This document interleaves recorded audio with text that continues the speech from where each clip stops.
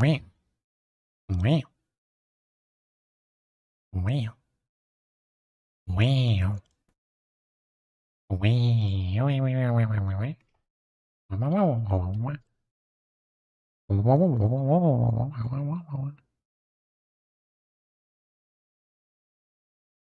Wow. Where is Distortion Detective? Where did I put it? Not that. The interactive wacky watch. No, that's not it. 0.001 seconds late. 0.1 second late. Sorry. It's the best I can do. Wow, double wah sounds cool. What do you mean double wah? I hope my voice isn't doubled or anything. Unless you're on simultaneously on YouTube and Twitch. And in that case, you would be hearing double wah. I think. Probably. Hello, Oro. Hello, Moon. Hello, Iragon. Hope you're having a wonderful Sunday. Give me a moment. I need to. I should probably have looked for it first. Where is this? Survived the Project 1 quiz. I remember that. The spoiler quiz.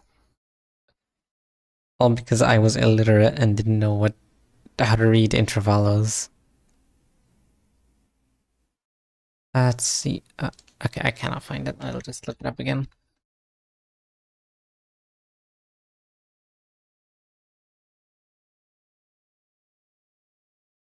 Here's a link to the novel. Thank you, random person.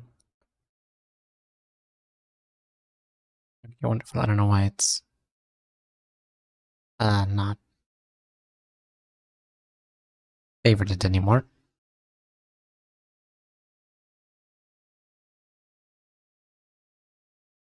Hello, everyone. Oh, wait, no. Wait, no, that's the wrong person. Sorry, that's the wrong model. You aren't supposed to see that one yet. Where's where? How do I remove her? How do I remove her from my screen? Random everything. I don't know why my throat is. You know, face reveal. Not today. Oh, there we go. Okay. Don't worry, she's gone. No. Hello. I'm extra large today.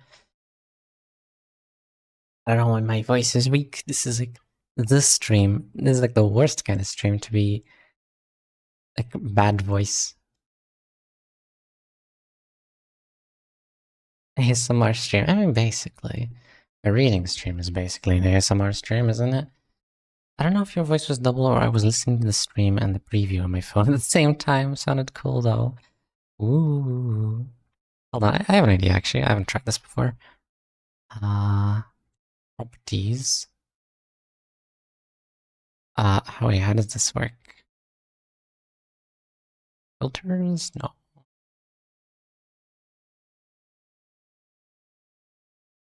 I don't know how. I don't know. Will I change my mind?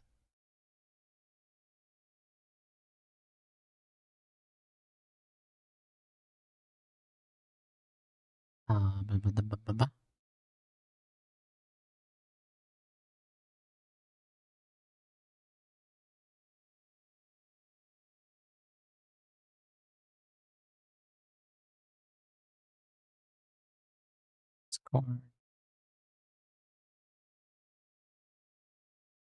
Hold the audio there. It should be there. How do I go into advanced properties again? I forgot. I like that. Okay. Here we go. Keep them coming, boss. Hell yeah. Good job, Oro. Congratulations. Here we go. Okay, you want ASMR, right? You want ASMR? Is that what you want? Okay.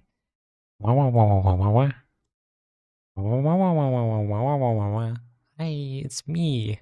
Nino in your left ear. I'm in your left ear. Ooh. Don't turn left. You never know what you might see. I'm definitely not there. No. What are you talking about? Sure hope you're not watching on mobile, because I need to get my headphones. Okay. Good. Ooh, there we go. Ooh, no, no, now I'm to your right. Ooh. What are you gonna do about it? Nothing. You got nothing you can do. Nyahaha. Nyahaha. Nyahaha. Nyahaha. Yeah. I just remembered that the watch streak somehow reset for me. Sadly, I'm back to 5. No. What were you like? What were you at before?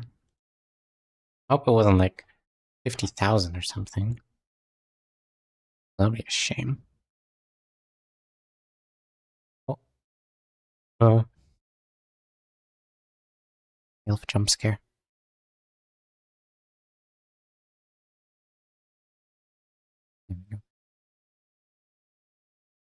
Well, I probably won't be clicking my mouse very much while I'm reading, but you know, you know, what's a few more bongos? Okay, I have my headphones now. All right, perfect. Hello, Enzo. Welcome in. Wait a second. 22. That's a lot. Hey.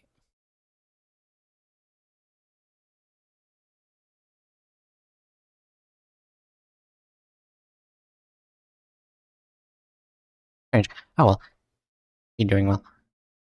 Where's the okay. Ooh. I'm right in front of you now. Ooh. Ooh, I'm to your left now. Ooh. Spooky. Ooh. What you gonna do about it? Ooh, now I'm to your right. Ooh. Wow, wow, wow, wow, wow, wow. Ooh, I'm gonna do ASMR things like whispering. You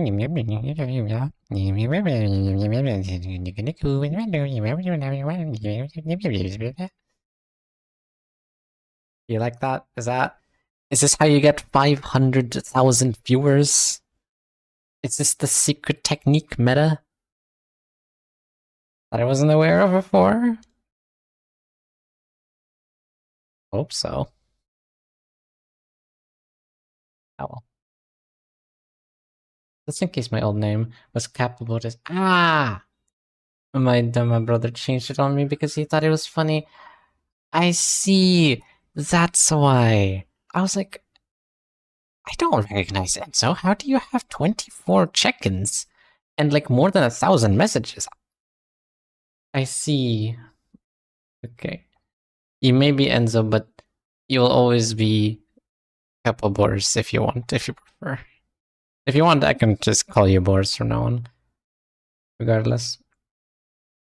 Has anyone seen my right arm? Hello, Roland the Servant. Sadly no, it got disappeared at the start of the Library of Rona, and then reappeared. Could have been worse. Could have been turned into a walking popcorn machine and all that.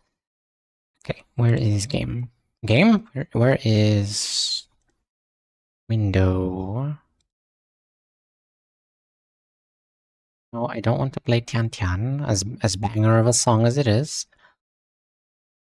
Let's see this one. Here we go. Perfect.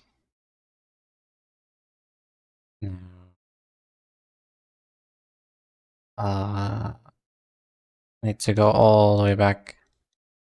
I don't remember which thingy I was on. Oh yeah, Vespa is the one I read. Not this one. F11. Actually, I need to put this on my main screen. Put OBS on my second screen. Perfect. Yep, that'd be great. Alright. This is how you're supposed to be haunted by Nina as he slowly stalks you. Exactly. Nicely even. What's your favorite cartoon as a kid? Chowder was absolutely amazing. I love Chowder. I remember it was the first time watching that show that I actually cried laughing. I didn't know it was even possible to do that. Thank you, Chowder, for being an absolute funny. Season 1 is kind of full of child humor, art jokes, and everything, but everything after that is comedy gold. I know that, but my arm's missing. I also can't find anyone else. That is a shame. That is truly a shame. It might be in some alternate universe where you were killed and then revived somehow, and then put back somewhere random in the city. Imagine that. Imagine. The mix of the bad ending and just like Angela saying, you know what? Nah, I'll still return the light. That'd be quite a waste. Alright. Reading time. Let me move myself a bit so you can see more. Music. Tunic is good. Yes. But I might do the... You know what? Hollow Knight Pomodoro, my beloved. Actually, you know what? I'm gonna do something a little fancy today. I'm gonna do Silk Song Pomodoro. Ooh.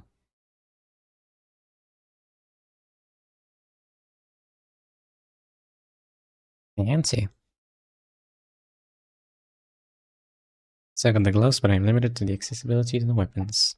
Unfortunate. Hope we can find them soon. It's...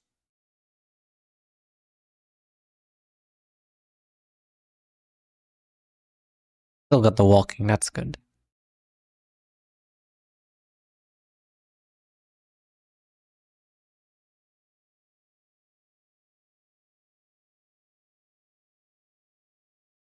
I think this works. Good luck with the reading. I was just about to leave to buy groceries. I'll be back in like an hour or so. Alrighty. Stay safe. Reading. Do the combat office.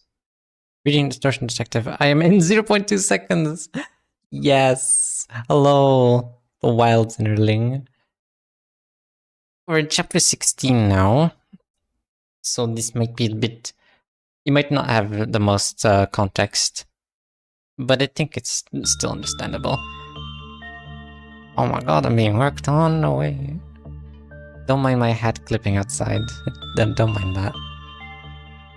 7 boxes, 8 boxes, 9 boxes. Yo, good job. Good job, Boris. Wait. Why is the background music muted? Oh, right. I forgot the thing mutes the background music automatically. And then unmutes it. Wow. Good job, old Nina. I forgot you did that. Or it might have been Troop. Let's see. I'm just sleeping with my arm as a pillow and Bina drinking tea as usual. Wonderful. Alright. Translated by AI. The original, please. Thank you. Even though they're literally identical. Alright. Chapter 16, Doogie Combat Office. In a moment. Upcoming opinions on the upcoming ID. Yes!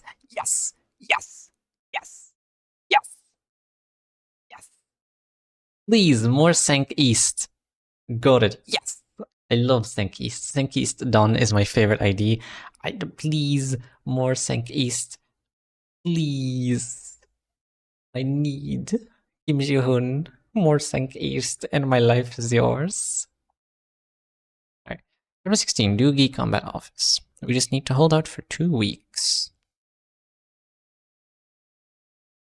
An ordinary hotel in District 14. Checked into the most average room with 2 beds I could ask for. Ezra and I sat on a bed. Uria's old body lay on the other. Next to me is Uria in her plush doll body. Right, as a recap, Moses and Ezra work in Moses' office, which is just an office that deals with distortions and tries to solve them. They recently encountered a workshop atelier fixer, maestro, named Yuria. She has lots of little teddy bears that work for her. And because of an incident that happened, she got her soul got transported to one of her teddy bears. So now she's just a little teddy bear. Imagine Ted, but pink. He just wants to hear more IDs laughing when he wins a fight. Yeah, that'll. Yeah. For the love of God, give me a sync ID. We need more sync. More sync. And they got visited by a guy named Vespa. Very cool. He's very yellow and muscular for some reason. But that's the recap so far. Isn't it way too humid in here? My cotton's gonna get moldy. You sly teddy bear. Perhaps she only broke the taboo as a means to keep us hostage. I'd bonk her in the head if I could hurt her. Oh yeah, she broke a taboo for this, not of the city, of the district. If it was of the city, she would have been shredded to pieces like hours ago. Or days, actually. I'd bonk her on the head if I could hurt her. We left our office to escape the taboo hunter's eyes. He most certainly noticed that we were hiding something as soon as he met us.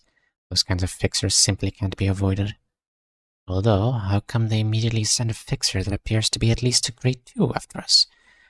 It's not common for a ring to dispatch a fixer under its command to deal with something as trivial as filming a fight in the backstreets.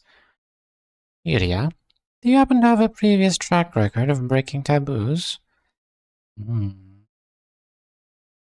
Yuria, I guess it's the end of our relationship.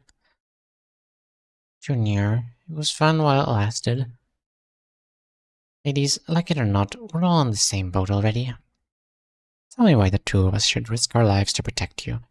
Our own come before investigating distortions or psychoment. And what's psychoment being the word they gave for ego. And what's chasing us right now is neither. We're not running a combat-oriented office.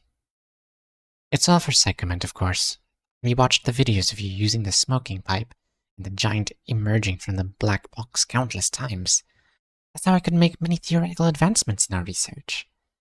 But don't tell me the glasses we wore were actually detective. I never asked her to put any kind of recording function in the glasses. She waved her hands and shook her head, and that cheeky little bear put my hand on my forehead. You mean everything that happened in Taeyong Produce Co. that day was recorded? Yes, until the disgusting river took the glasses off of your faces, that is. Why didn't you tell me? I was scared you'd kick me out. You would have at least stopped me if you knew. But if I didn't make any record of psychomet or the distortions, this research wouldn't go anywhere. That's why I was quiet about it. Yes, that's fine and all, but Yuria. Put a hand on the teddy bear's head and pet it. Remember, if you had details that could put us in mortal peril one more time, then I'll part company with you for real. Wait, don't forget about the promo address I sent you on Discord. I have not forgotten. They've all been really cool. There was one stream, I think you weren't there.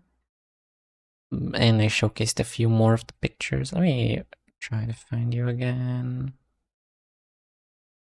Here we go. This is 16, okay. I'll download it and show once I finish reading this chapter.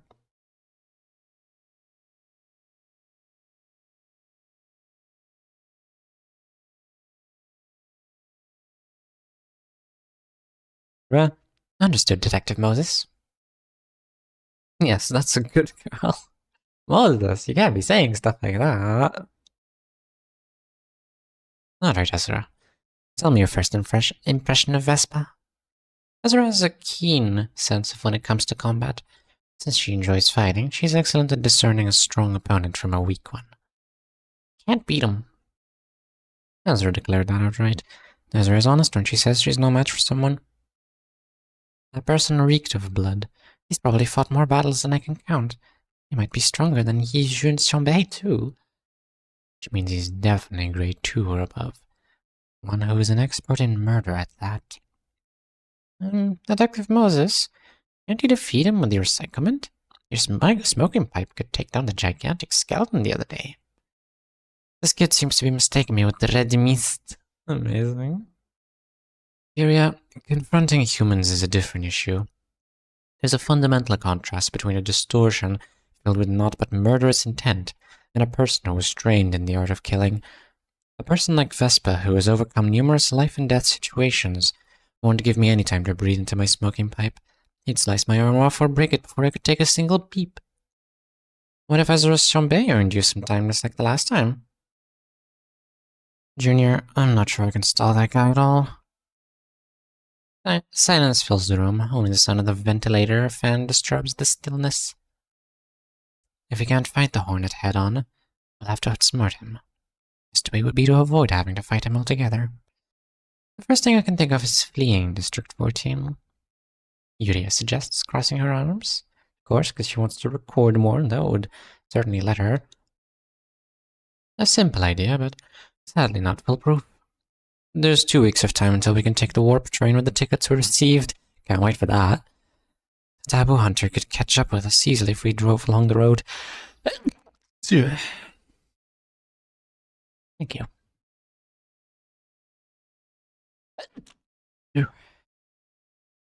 Monsieur, thank you.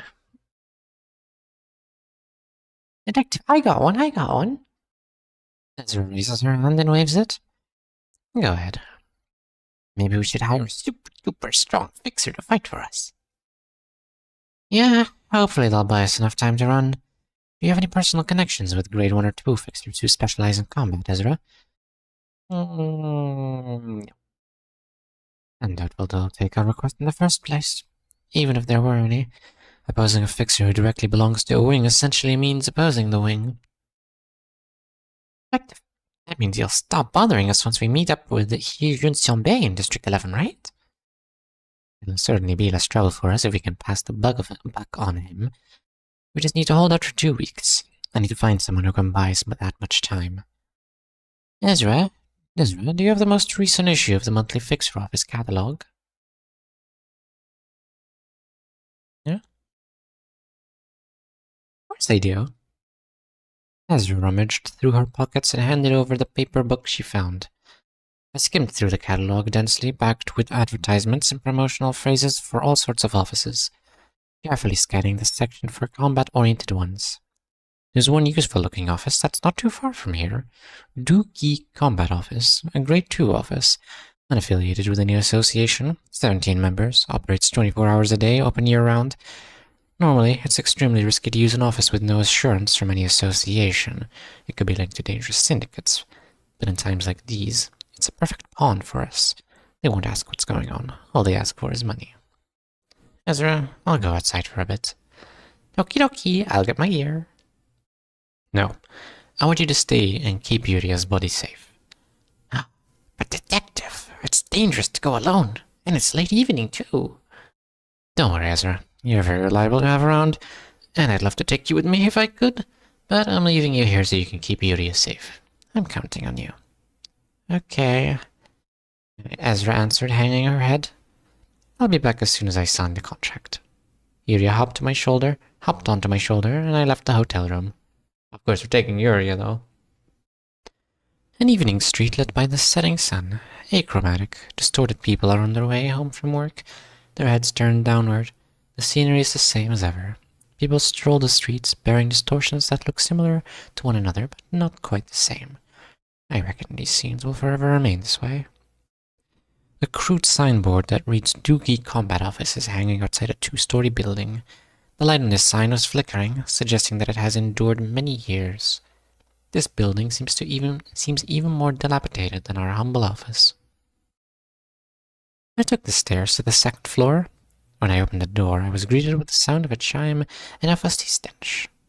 "Hey guys, we got company," followed by someone's loud voice. People in the office extinguished the cigarettes in their hands and started bustling about organizing the space. Here, please take a seat, ma'am." The person who appears to be a desk jobber led me to a seat. There's not a single room separated with walls in this office space that appears to be around 20 piong in area. The floor is a plain surface of grey cement, not covered in any flooring at all. I parked myself on the seat and took my smoking pipe out of the inner pocket of my coat. Is this really a grade 2 office? Where do all the earnings go if none of that money is being spent on the office interior? Doesn't look like someone who'd usually come to a place like ours. Got someone you want to see dead? The man sitting on a sofa with a haughty posture talked to me, scratching his head. This sunglasses-wearing person seemed to be the boss of the office. "I'm here to give you a request." "Well, you do look like you're wealthy, enough to afford our service, and you seem pretty old too. I wonder what's your business coming all the way to our office? Let me guess. You got a problem with inheriting your fortune to your kids or something?" As the boss bursts out laughing, the office crew laugh along. Talk about another lack of dignity. "What do you think we are? Some kind of shabby local office made out of hicks? We've been through hell and high water. Say, let me have a look at your business card if you got one." I took my card out of my coat pocket and handed it to him. He briefly lifts the sunglasses to scan through my card. His 2 eye sockets are empty. A distortion. Not a severe one, though. "Moses' office. Mysteries and unsolved cases. Seven Association affiliate. Some weird shtick you're up to." He put a serious look on his face. He stared to the floor for a moment before looking back at me. "Name's Zhang Lei. I'm the rep of this office." He gave me his business card. "Zhang Lei, representative of Doogie office, grade 2 fixer," is written in rough handwriting as a note of his current status. Let's get straight to the point. What does a brainy office want with us? "I want you to protect my office for 2 weeks. I'll pay you as much as you want." Made an enemy of someone, eh? Happens pretty often, don't it? The fixers in the office collectively nodded. "So, how many escorts do you want?" "Every fixer in your office." Must have made one huge fuss, haven't you? "Once again, you'll get enough payment to compensate." "Who are we facing?" I remained silent. "You smoke?" "Oh, I love smoking." Let's take a moment to talk alone on the rooftop. Smoking a cigarette, Zhang Lei looked up at the sky. A forest of buildings are surrounding the landscape. Night fell on the streets already. "So, your job is to solve weird and odd incidents?" I nodded, smoking with my pipe. "You see, I have a kid. Problem is, she's shut herself in her room and just won't leave." "You gave me a request now." "People's gotta help each other out, ma'am. Maybe it's just my thick head, but something beyond my comprehension is going on in my house. If you can solve this problem, I guarantee you'll have my whole office keeping you safe." "Oh, that's cool. They're doing like a trade. That's nice. A service trade." "Can I get a discount on the request fee, then?" "Come on, aren't we doing you a huge favor by not asking who we're up against? No, you're just being greedy." I laughed with him. "Yeah, right. Ezra's a much better negotiator than I am." "Can you offer an escort right now in that case?" "The location is room 1306 in the Business Hotel, Chili Street. A few useful guys will be on their way to that address right away." "Good. I'll hear more about the strange happenings in your house as we head to your home." Well, that's a deal then, yeah?" I nodded and shook hands with Zhang Lei. Tobacco smoke billowed from the roof for a good while. Yay! Friendship. That was chapter 16. Let's see the promotional image used for it. Oh, it's the guy. He looks exactly like I thought he would look. Download it. And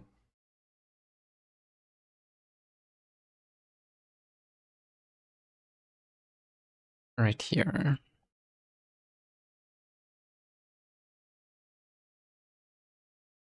There it is.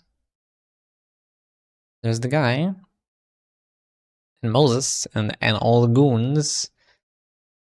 He looks like generic guy number 3842. Really does.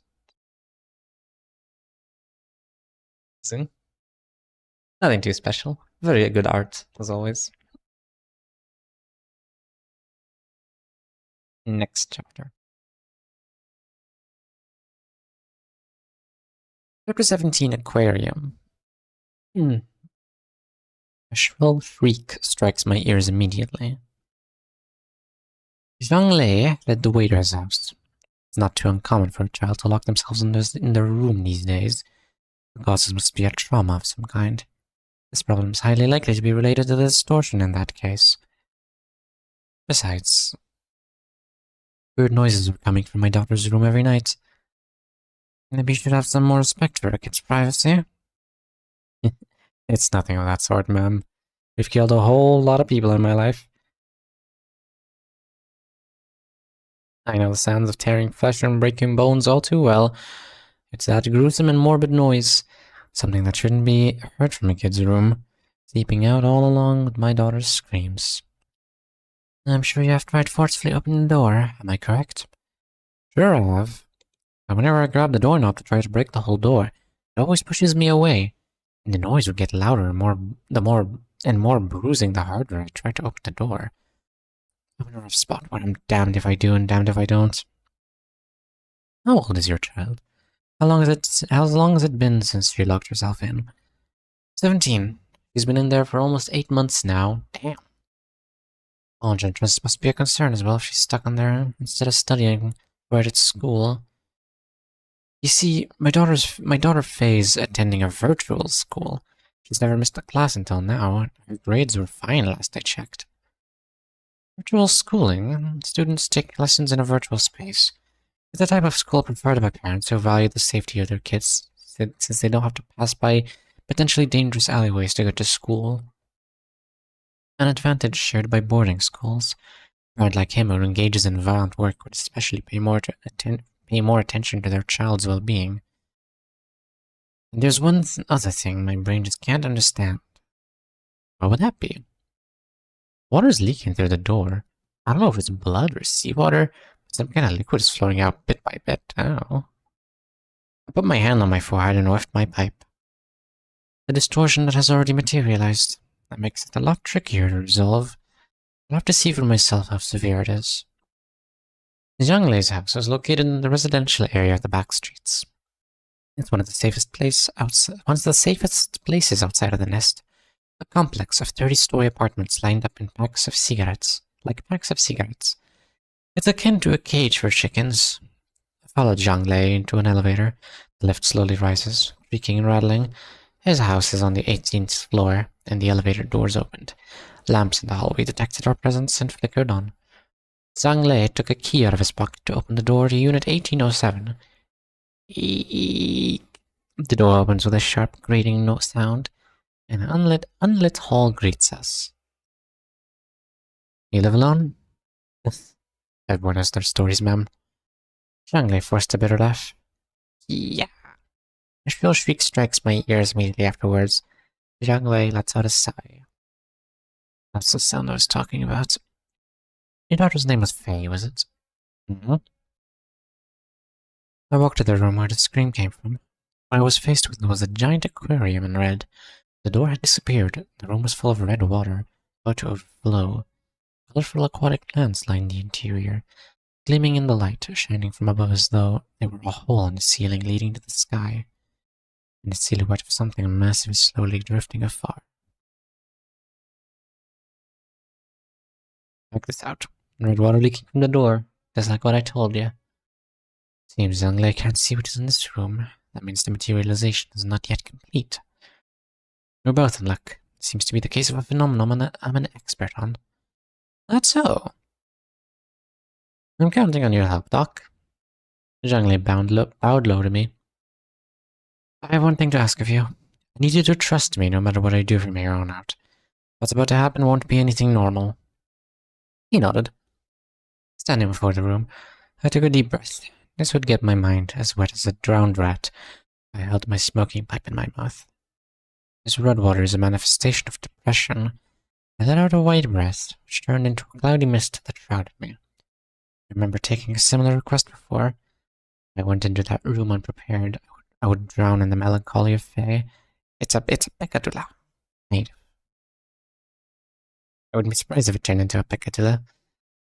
The white veil surrounding me protects me from such a mental corrosion. Being soaked in someone's sadness is a dysphoric experience comparable to no other. I touched the barrier of water. Okay, I'm going in. I took a step into the room. My ears submerge along with the rest of my body, cutting me from all external sounds. The inside is closer to a lake than a sea. It's filled with fresh water, not seawater. The water isn't salty. This child's sadness isn't the briny, tear-jerking kind. You can talk now, Yuria. Yuria jumped out of my pocket. I put her on my shoulder. Ew, how suffocating. There's a taboo hunter is after us. I forbade Yuria from speaking on most occasions.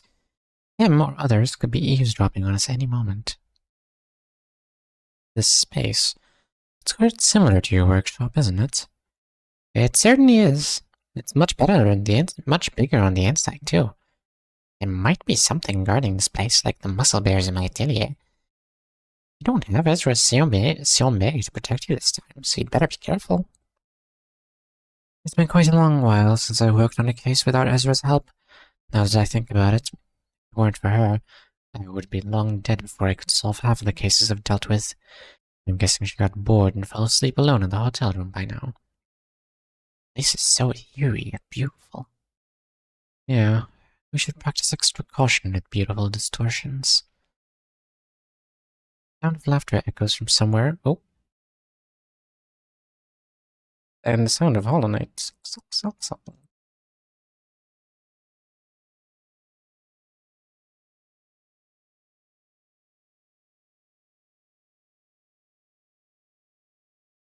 Actually, this one has both songs, but both games.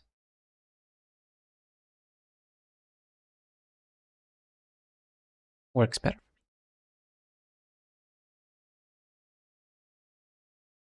Sound of laughter echoes from somewhere. I exhaled red breath. The pipe assumed the form of a sharp crimson blade. Why does it have rain? Why do you have to add rain?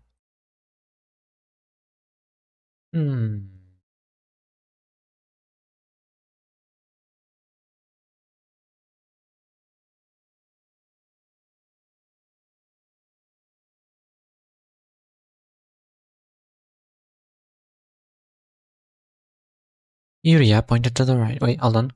I skipped a lot of stuff. Sound of laughter echoes from somewhere. I exhaled red breath. The pipe assumed the form of a sharp crimson blade.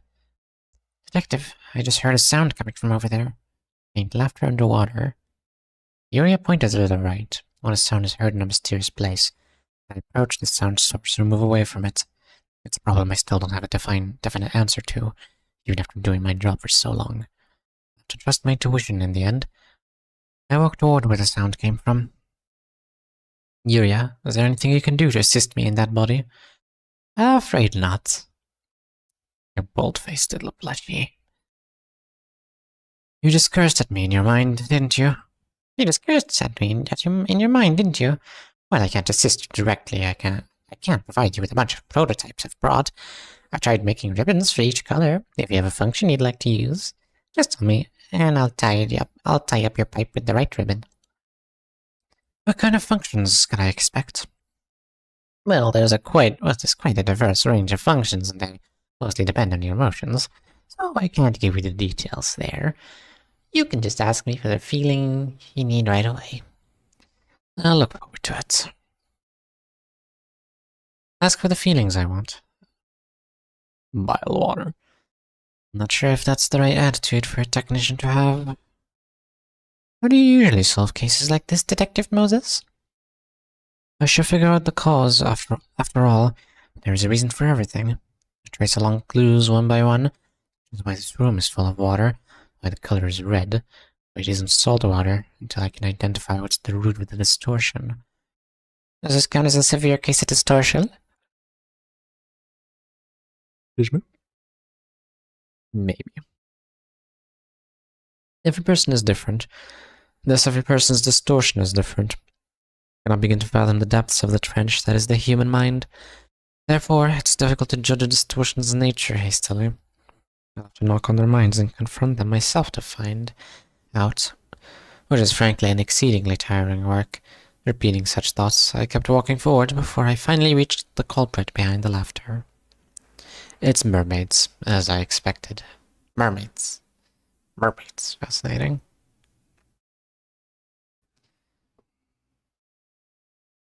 Mermaids.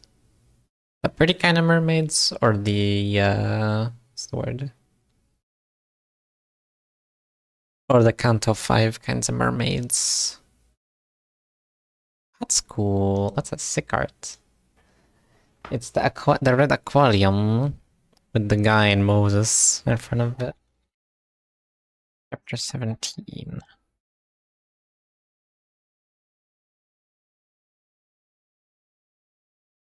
That's the old image. Excuse me. Oh, that's a big one. Small.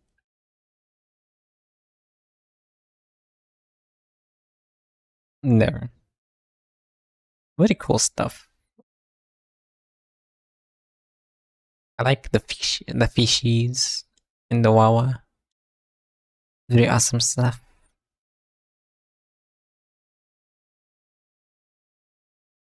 I love the reflection down there as well. Very, very awesome.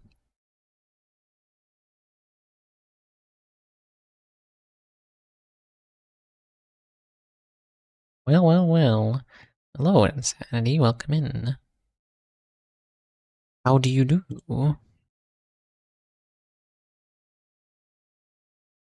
Hope you're doing well. I do well? Very good. Very good.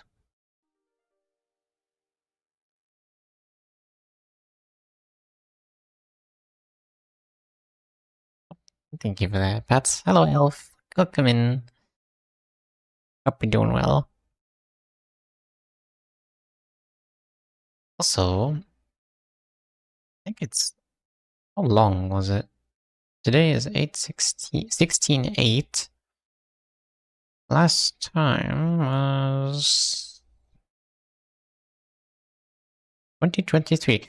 It's been 3 years. Welcome back, Insanity. Nice to see you again. Bonk after the pad is crazy. It's cruel. It's mean. Unbelievable. Oh yeah, very cool art. Hope you're doing well, Elf. We're doing a reading stream. Reading Distortion Detective. I like reading. Reading is fun. Chapter 18. Yes, I am. Very good. Wonderful. The carp and the mermaids. The carp sings, crying.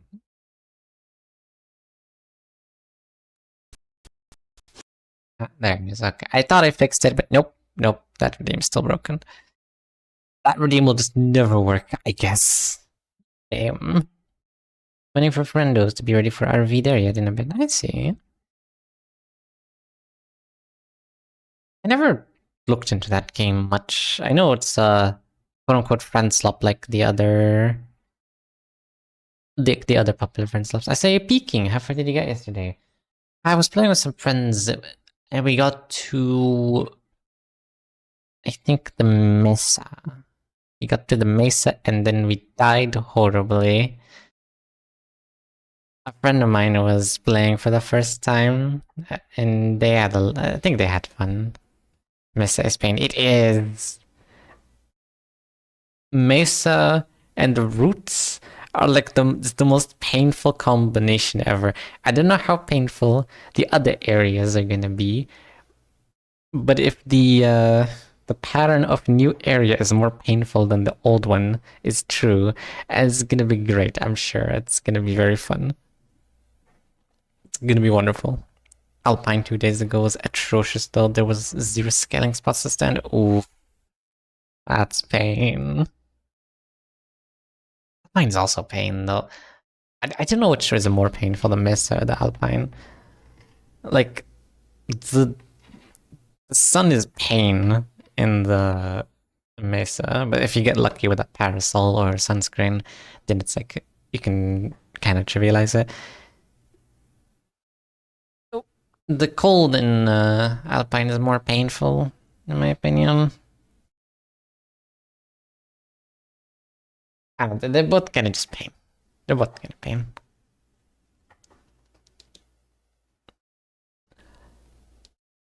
At least Caldera's... Was it Caldera? Yeah, Caldera's kind of a nice break from everything. I like Caldera. Alright.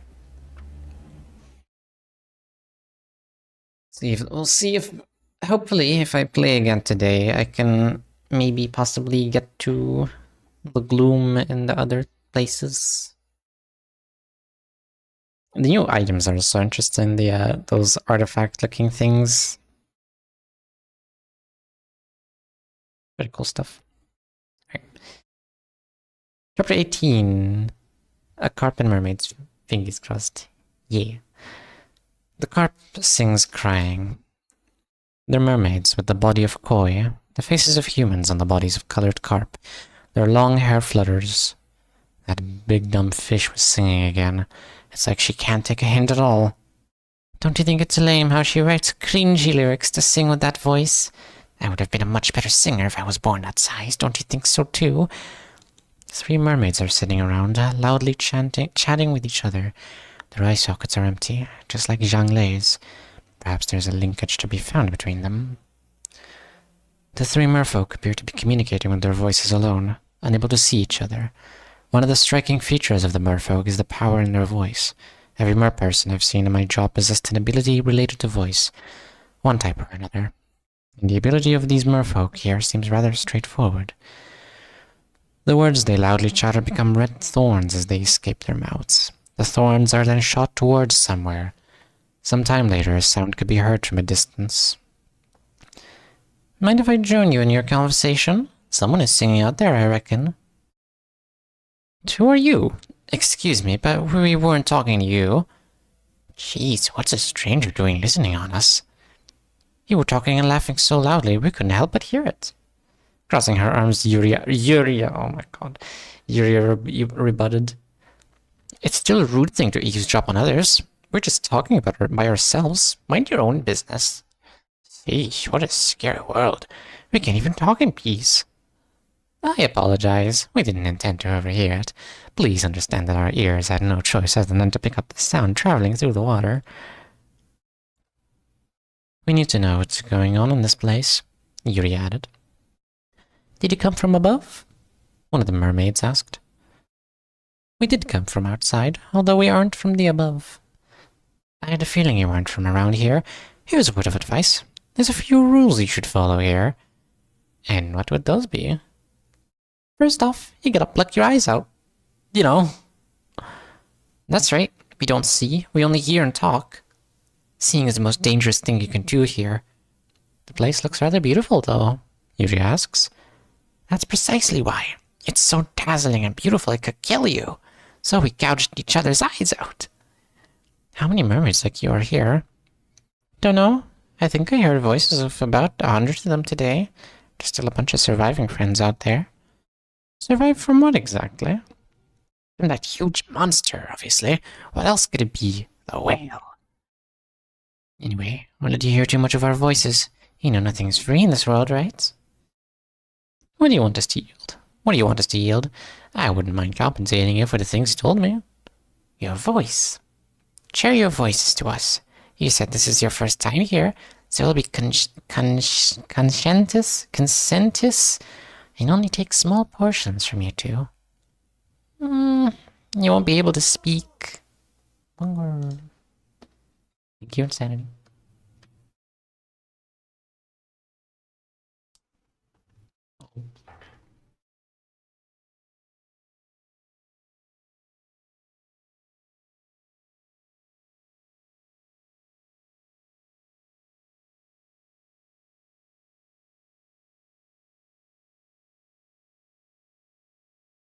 I have some Wawa. In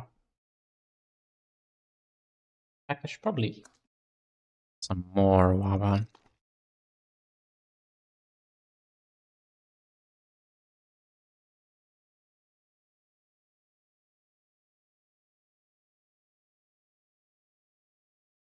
Oh, once I'm done with this.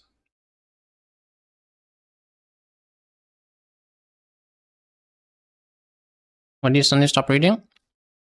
Well, you use the bunga button. So I'm eating my food. It's a bit difficult to read while eating. So it's fine. Usually if I ever stop, it's either because I'm eating my food or I'm talking to someone IRL. Let's see. Mm-hmm. You won't be unable to speak.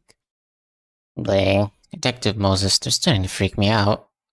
You're your head behind me. I paused for a moment to think. I'll have to follow the rules for a while. You can take my voice, including this kid's share. Detective Moses! You trust me. Well, fine.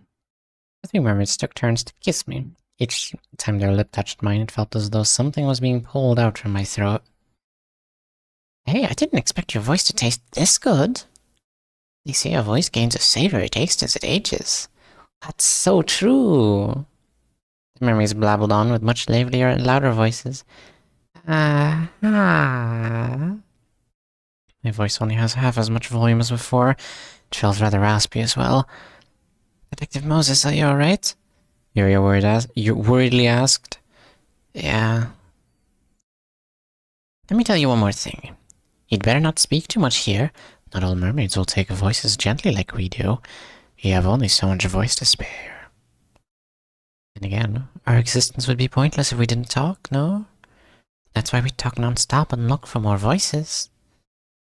Where we can find the giant fish you were talking about. It's where the screams are coming from, in the place that shines so brightly. It's headache-inducing. She's got a stupidly massive voice pocket. It just never runs out no matter how much she sings. Once again, red words spewed from her mouth became thorns that fly somewhere. Moments later, a scream is heard. Thank you. Leaving behind the mermaids, I headed for the direction where the screams came from. They still noisily chattered, as if they want to be heard by others. The large monster they mentioned as the source of the screams must be Faye. It would appear that Faye's own distortion is attacking her. Yuria, is it possible for your teddy bears to attack you? Sure, it's possible. There's no way I'd make such an order, though. I control the teddy bears like they're my hands and feet. They're baby feet. You can slap your own cheek if you bother to. See what I mean? This could possibly be a form of self-harm. Oh no. 17 years old, a student, virtual school, redwater, aquarium, freshwater, harp, mermaid's song, voice, thorns, self-harm. I slowly enumerate the clues, make possible connections, Discord with someone at school. What's wrong with being in a Discord call with someone from your school? Legacy of a child at puberty, desire for a beautiful voice, urge to sing, self-loathing, attempted suicide, severe relationships. There's still much leeway for guessing. This pool of red water was created from someone's blood, bled from a wounded heart, most likely. Oh my god.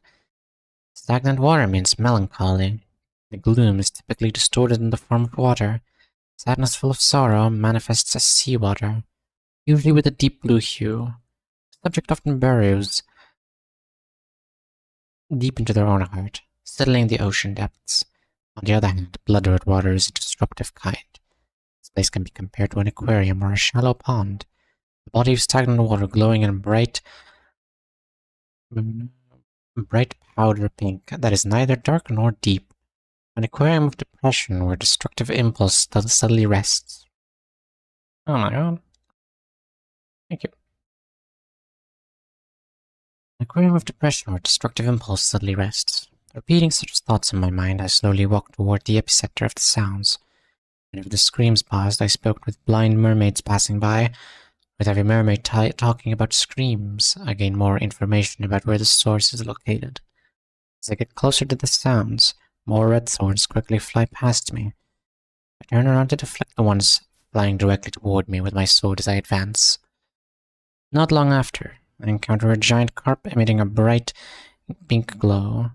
I let out a sigh of relief, finding the host of a distortion in the expansive space it has created is half the battle won. Hi, Nem. How you doing? Hope you're doing well. The carp radiated such a brilliant light. It was akin to a gemstone. Myriads of red thorns are lodged in its body. The colossal carp lets out painful screams. Blood is gushing out from the wounds. The carp sings, crying. A dreadful distortion created by herself. Dead mermaids litter the floor below the carp.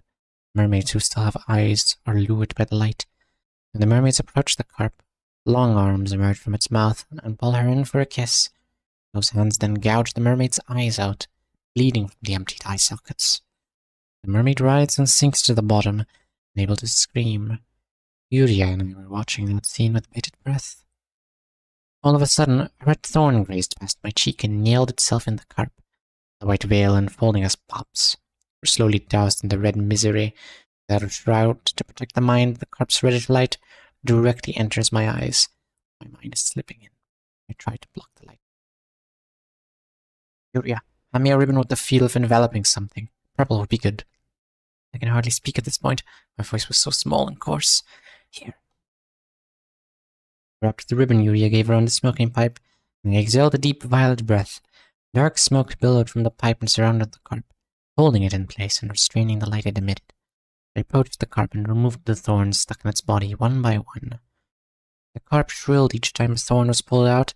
The piercing shrieks and evoked visions of Faye's past in my head. You just wanted to sing. I pulled out a thorn. You were always alone at home. Pulled out a thorn. You became friends with fellow students who enjoyed your songs. I pulled out a thorn. You were happy that your friends would listen to songs you wrote. I pulled out a thorn. But those friends changed as time passed. I pulled out a thorn. Your friends only liked you for your pretty voice. I pulled out a thorn. They were only interested in your voice, not the songs you made. I pulled out a thorn. You began to think that your friends were jealous of you for that reason. You thought you were being hated. I pulled out a thorn. You were upset. You started hating your friends. I pulled out a thorn. That's why, Faye, you pushed away your friends one-sidedly. I pulled out a thorn. You became all alone. I pulled out a thorn. Faye, the mermaids are inflicting pain upon you your illusions you created. I pulled out a thorn. You needed a space to feel hurt and vent your anger. I pulled out a thorn. Maybe the malice your friends bear is an illusion as well. You'll never know until you have a heart-to-heart with them. I pull out a thorn. Doubt and anger, fostered by pre-assumptions you make on your own, will only harm you. I continue to pluck out the thorns. My ears are bleeding. My consciousness is barely holding up. She can be categorized as a type who experienced rejection from others. They create a space for themselves and swallow their anger inside it. Without a vent to dissipate the rage, the emotion will eat away at them. The last remaining thorn is pulled out. You'll face many hardships similar to this in the future. Please don't hurt yourself because of that. We need to have the courage to check the true feelings of others and ourselves. The process will surely be uncomfortable and painful. It's like now. Feel free to contact me whenever you feel troubled with it. We'll ponder on that matter together. Aww. Bloody water poured out of Faye's room. Faye and I were swept along by the flood and landed in the living room. Zhang Lei rushed to Faye and hugged her. That's another case solved. There's still a few scales left on Faye's face, but this is a good enough outcome. Aww. Moses is playing... It's just not even playing. Moses is just being a... what's the word? A therapist for any near distorting people. Or everyone, actually. Moses is just a great therapist. Thanks, Moses. Very cool.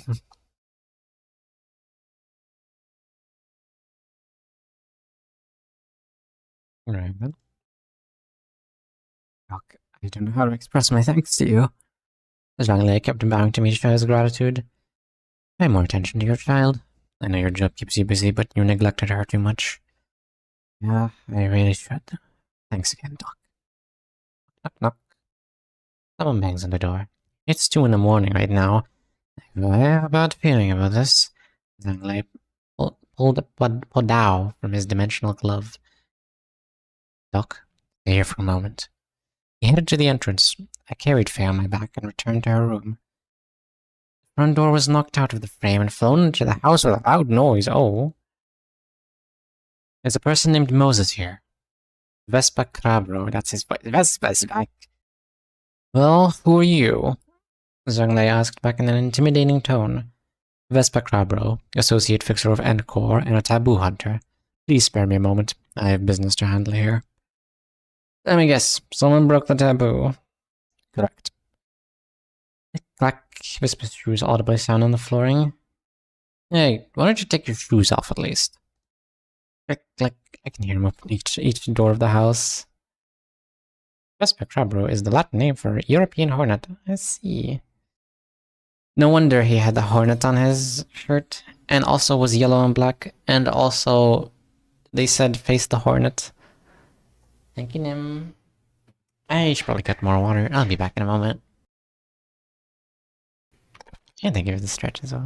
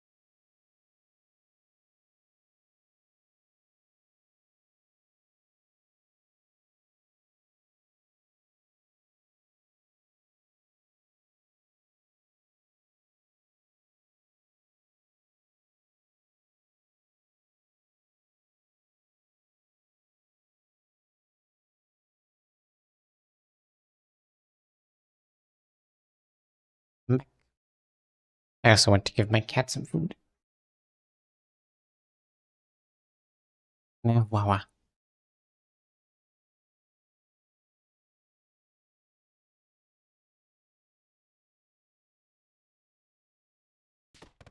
Cheese.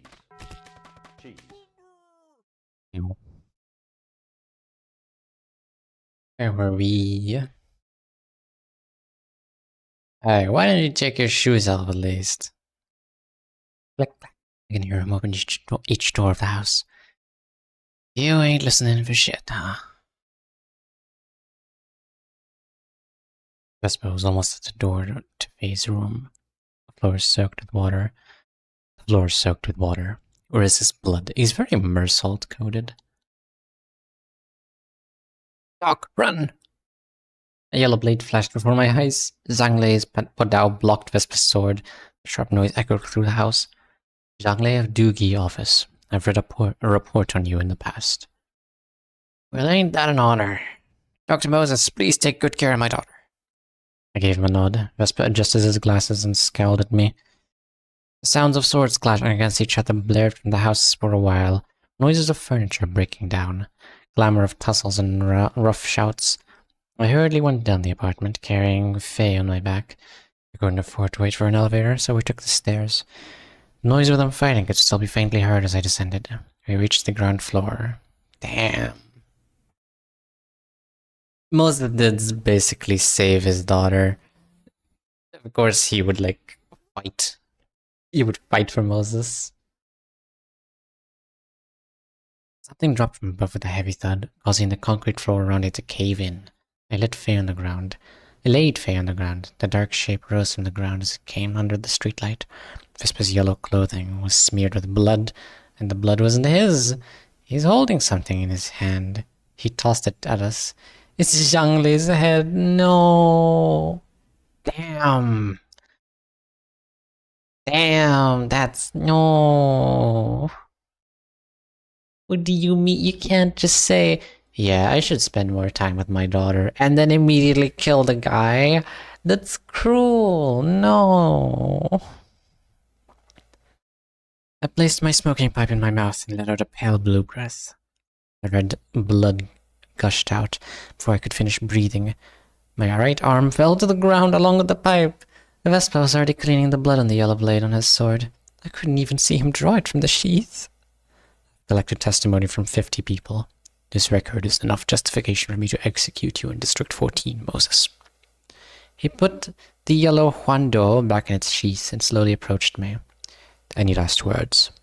Vespa spoke in a deep voice, adjusting his glasses. Damn. Podao, a Chinese edged infantry weapon similar to the Guandao. Yes, I definitely know what those are. It has a handle of 1 to 2 meters, 4 to 6 feet. It looks a bit like a spear with a long blade, or some sort of halberd. 1 to 2 meters, that is a long thing, my goodness. Huando, a Korean single-edged short sword used strictly with one hand. It is curved slightly and has a length of 70 centimeters. Damn. Korean single-edged sword used strictly with one hand. Interesting. Basically a curved sword. As Lena's name, EZRA Podao gets beheaded close enough, will come back lay egg. No. It really is. It really is. Sad. And he's so chill as well. Damn. And he has a daughter figure, maybe, possibly, kind of. Like, I'm trying to make a comparison to Leihang and Ryoshu. Ryoshu hates him. So in my head, he's just like a father figure. Or like some uncle she hates. Okay. The Hunter. Count to 9, let's go. Sorry guys, it's count to 9 spoilers. I can't read this. Sorry. Oh yeah, almost forgot. The picture. Chapter 18. Yo, that's sick. It's the big carp with the people in its mouth and the thorns and Yuria.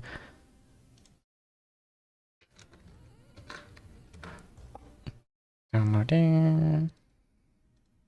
Mid. Chapter 18. Oh. Look at this, it's so cool. A bit bloody, but it's so cool.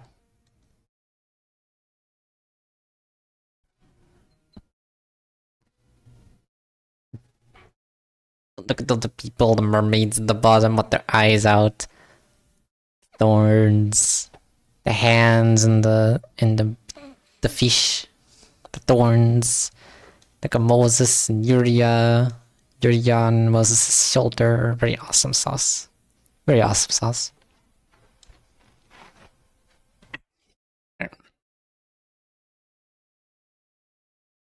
Next chapter. Chapter 19, The Hunter. It's a harpoon, not an ordinary spear. I'm more interested in hearing what you have to say. Do you want to take my life?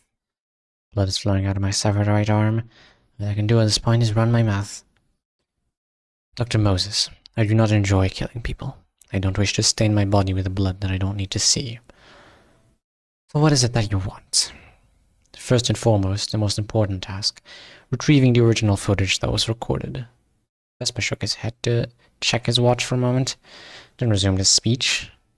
Second, moving you, Ezra, and Uriah, the three people who broke the taboo, to Encore.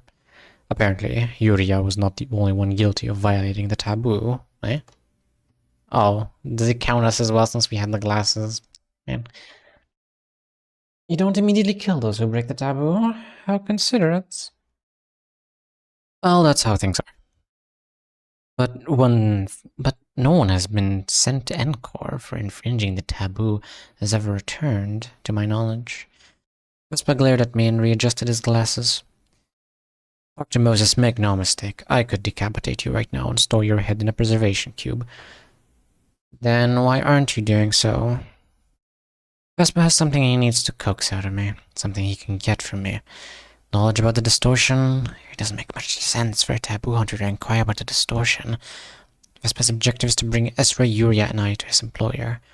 He seems to have located me easily, and he might be aware of EZRA's location as well. Perhaps he already took care of her. However, he would have no need to hesitate if I were the only remaining target. Now I get it. Finding EZRA and I should be easy for him, but Uriah... Even he found EZRA and Uriah in the hotel room he booked. Even if he found EZRA and Uriah in the hotel room we booked, he'd only have an unconscious body on his hands. It'd be difficult to imagine via common knowledge that her conscious mind has been transferred to the small teddy bear of all things. Not a replacement body or any conceivable alternative. And Vesper is pressed for time right now. If he had enough to spare, he would have severed my head like he threatened to do just now and searched my brain for the relevant information. This shows that he has no time to do even that. This gives me leeway for a negotiation. He needs to know something only a conscious Uriah knows. He has yet to find the original recordings. Only Uriah knows where they are. It'd be inside Uriah's workshop. In that case, I have time and information as my weapon. Looks like I'm the only conscious person who has a lead on the whereabouts of the original footage. And you're running short on time. That's brow. It seems it's my turn again. What happened to EZRA? Fine. Let's show a bit of honesty to each other. After I answer your question, you'll answer mine in return. I'll take it. And you still haven't given me an answer for my last question. I lost Miss EZRA. She was a quick-witted one. I was quite relieved to hear the news. I still cannot fully trust him, however. It's my turn. Dr. Moses, do you know where the original copy of the footage you recorded is located? I know that the footage is in Uriah's atelier. At the same time, I don't know how to access her workshop. Yes, I know where the footage is. I don't know how to get there, though. Vesper raised his eyebrows. What did you do with Uriah's body? It's in my car, and I haven't laid a finger on it. Oh, what did you do with Uriah's body? It's in my car, and I haven't laid a finger on it. I answered your question, so let me ask mine. Can you figure out how to access the location where the footage is? I can figure it out. I can simply ask Uriah about it. Even if I had no way of knowing, this is a question I am obligated to answer with a yes. If I said otherwise, my usefulness will expire to him. Vespa believes what I'm saying. This question is one asked by someone expecting to hear a truthful statement for every question. He's more honest than he seems. I've gained all the information I need from him. Vespa is likely to be telling the truth. That would mean EZRA is alive.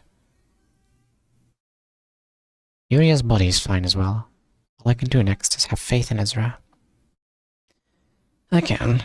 What happens to us once we follow you to Encore?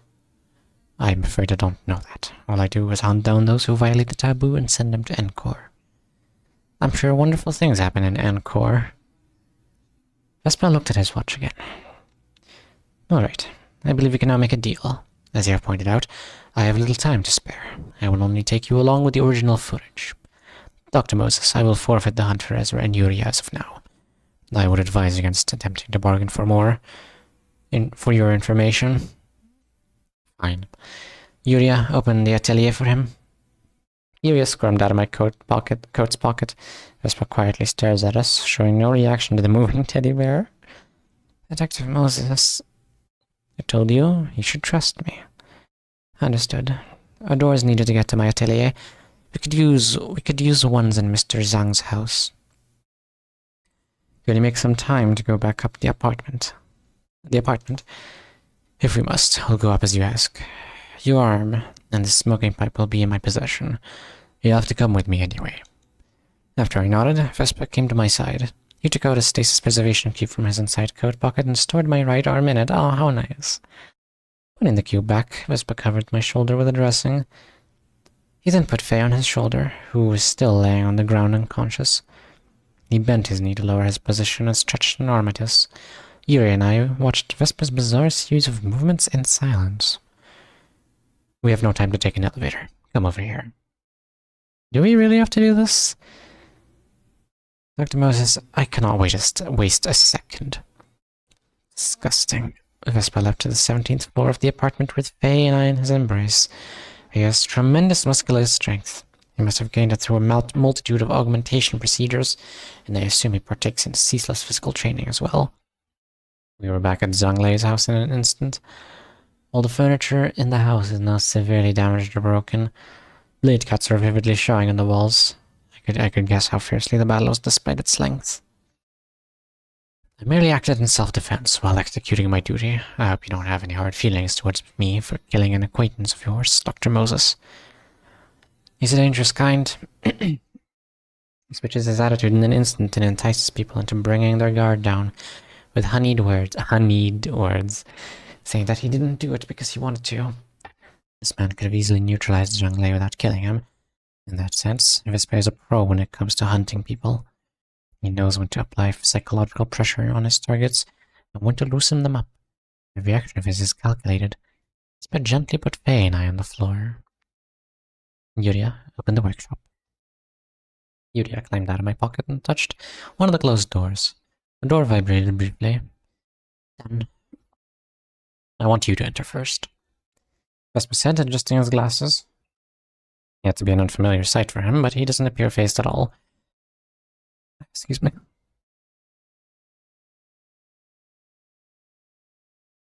I picked up Yuria, who was standing in front of the door, and placed her on my shoulder. I opened the door to the now familiar staircase to Yuria's atelier. I slowly walked down the stairs. Vespa follows us from behind, keeping a distance. After coming down the stairs, we're walking along the corridor leading to the hall. This is where the real battle starts. Yuria, the bears. Right as I whispered the words to Yuria, I rolled forward. All the bears in Yuria's atelier rushed out at once. The bears armed with blades on their paws jumped at Vespa. There was a flash of yellow light.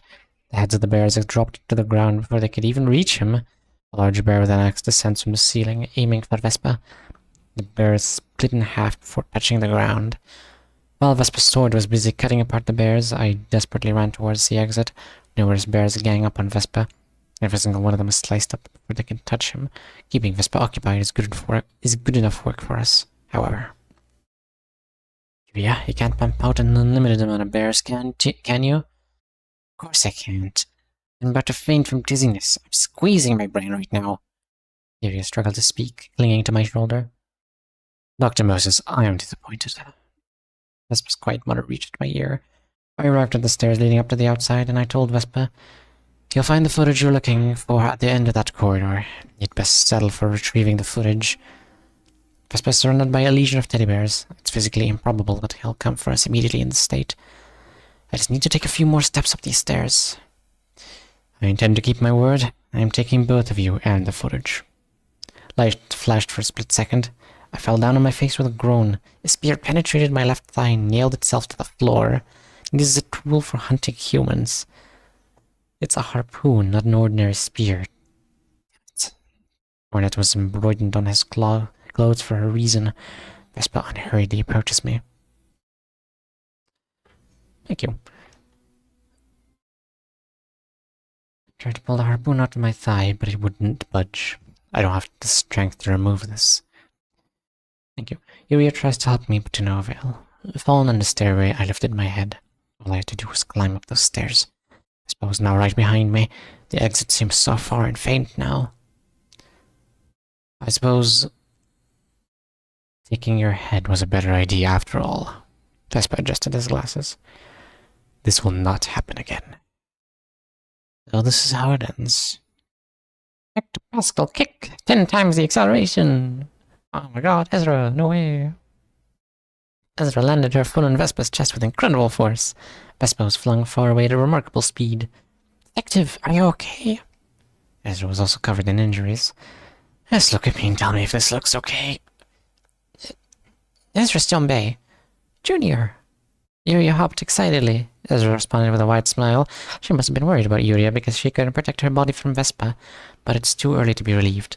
Most foes would have been reduced to pieces of flesh and bone the moment they came in contact with EZRA's flying kick coming down from the height of a long stairway at full force. However, Vespa was only knocked away by its impact. That monster of a man. EZRA, please get rid of this thing stuck in my thigh. Okay, detective, hold still for a bit. I grit my teeth. The harpoon was removed from the ground once EZRA gave it some force. Detective, can you get up on your own? EZRA has no time to help me up. She has to face Vespa, who will come back for us in no time. Xiombe, I'll help Detective up with my bears. Okay, I'll leave it to you, Junior. Small teddy bears appeared and lifted me. It probably manifested from the last of Yuria's mental strength that she could squeeze out. The bears carry us and speedily climb up the stairs. EZRA, follow us right away. With a blast of sound, a yellow light sparkles from the end of the corridor and dashes towards us. In a fraction of a second, EZRA caught the yellow blade between her palms with a clapping motion. Excellent, Spurs remarked, shaking his rumpled hair with his vacant right hand. Of course, he needs to aura form. Detective, you should go first, EZRA shouted. EZRA, get up here as soon as you see a chance, I shouted back.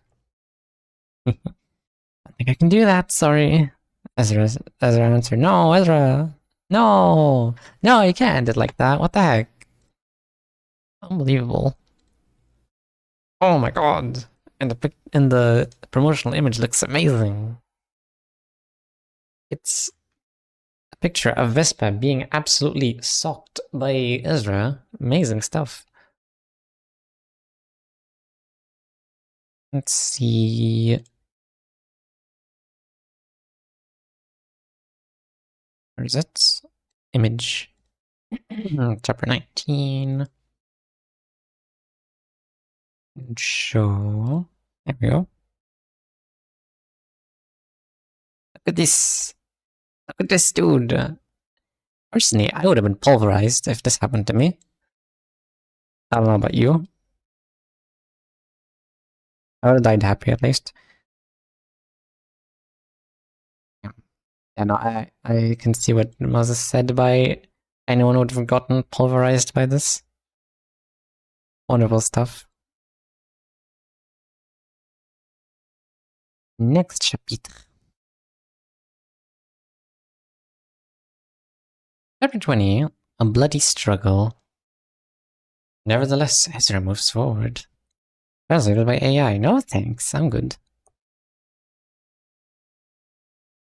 To original. As I think I'm going to win this if things go well.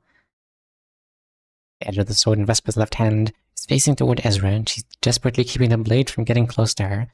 Vespa strikes Ezra's ribs with his unoccupied right hand. A noise echoes. The blow sends Ezra flying to the wall. He then rebounds to deliver a kick to Vespa's head. Vespa's glasses are knocked off of his face. He stumbled for a moment, but he soon regained balance. Ezra wipes the blood on her mouth. You're talented in combat. A yellow light flashed. But you do not have the talent of killing people. Blood spilled from Ezra's chest. He took out the Nestor Workshop hammer and swung it downward, only to land on thin air. If only I had my smoking pipe, I could have leveraged the situation in her favor somehow. I was halfway up the stairs. There's absolutely nothing I can do other than helplessly watch Ezra. Zombie, remember what we talked about the other day?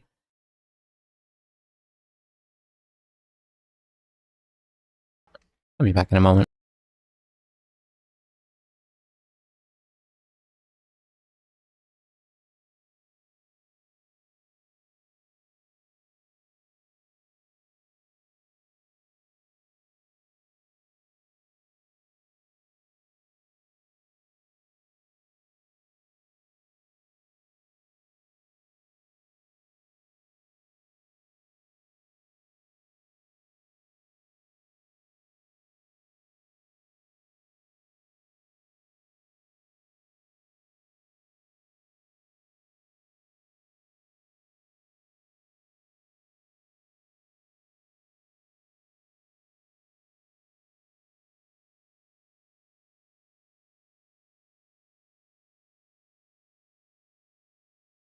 I'm back.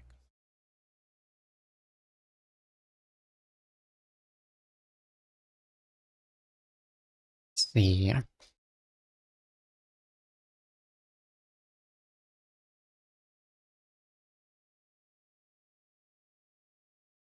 Blood spilled from Ezra's chest. I already read this. Yuri shouted urgently. No, Junior. Come to think of it, the mask that always used to cover Ezra's face wasn't there this time. Yellow light flashed once again. The flashing light left a trail across Ezra's waist. Bee! Sparks flew up with an ear-splitting screech of metal. Ezra's left waist is padded with an object akin to a sheet of steel. Ezra's left waist is padded with an object akin to sheets of steel. Augmented armor, is it? I must wonder why you haven't used it until now. This is my first time using it, so...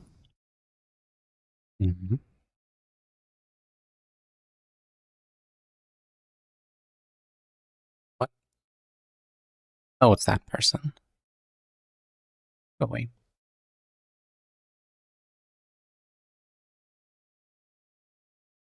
Flashes of yellow light sparkle from Vespa's left arm.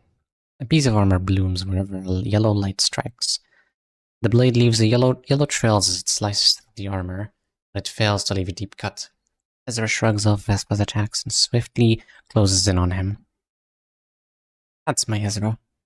Ezra's psychoment is thoroughly protecting her.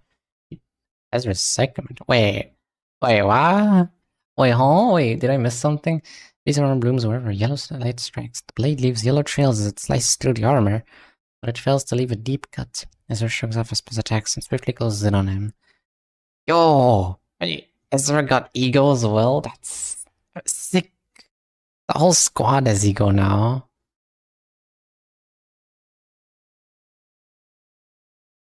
Unless Yuri was like, okay, just gave Ezra a tutorial on how to unlock ego. Like, okay, you wanna just like go into a life or death situation and then just concentrate on your emotions, and then you got this. Bam, you get either a sick sword or like some cool armor. Awesome sauce. He drills a fist into Vespa's chest without hesitation. The sheer force of the punch produced a sound wave that resounded through the workshop. Vespa flinched with a cough.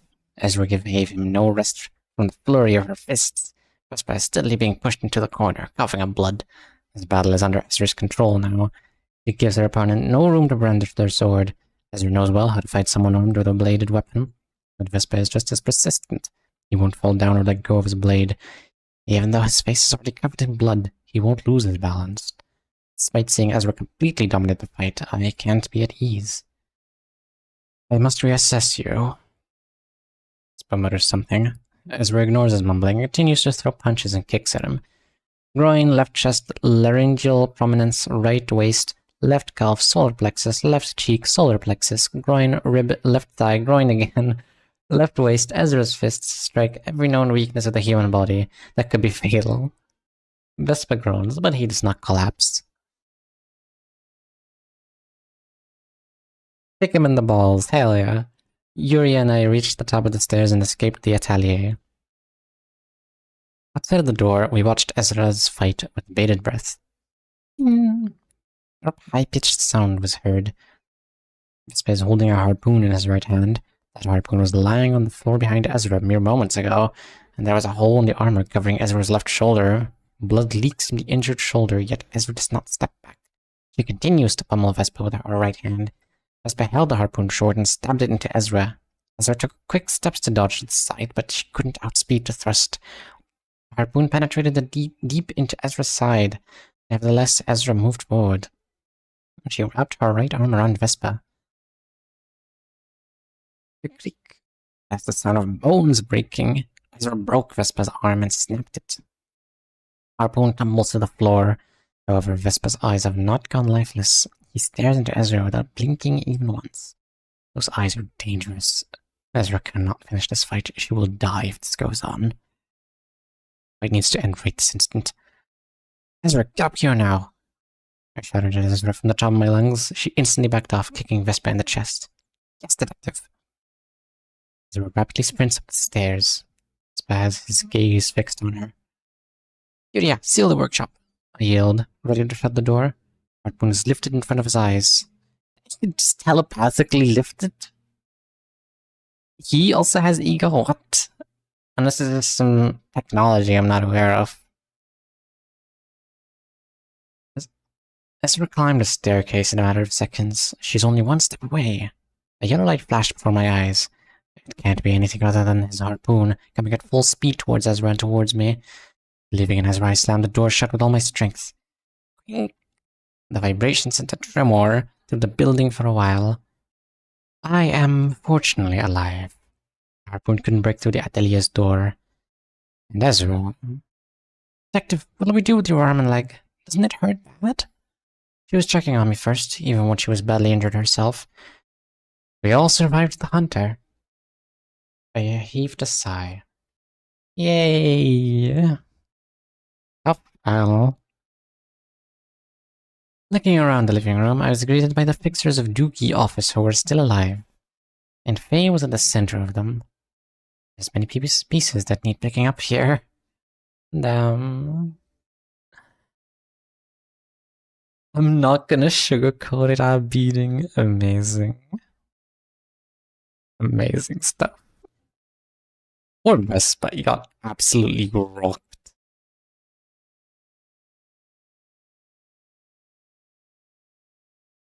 Damn, it's a sick picture.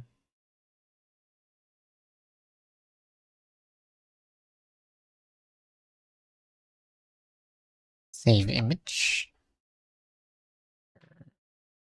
20. I almost said 5. Out of instinct.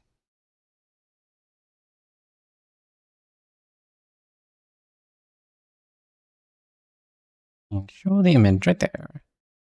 That's beautiful. That's aura right there.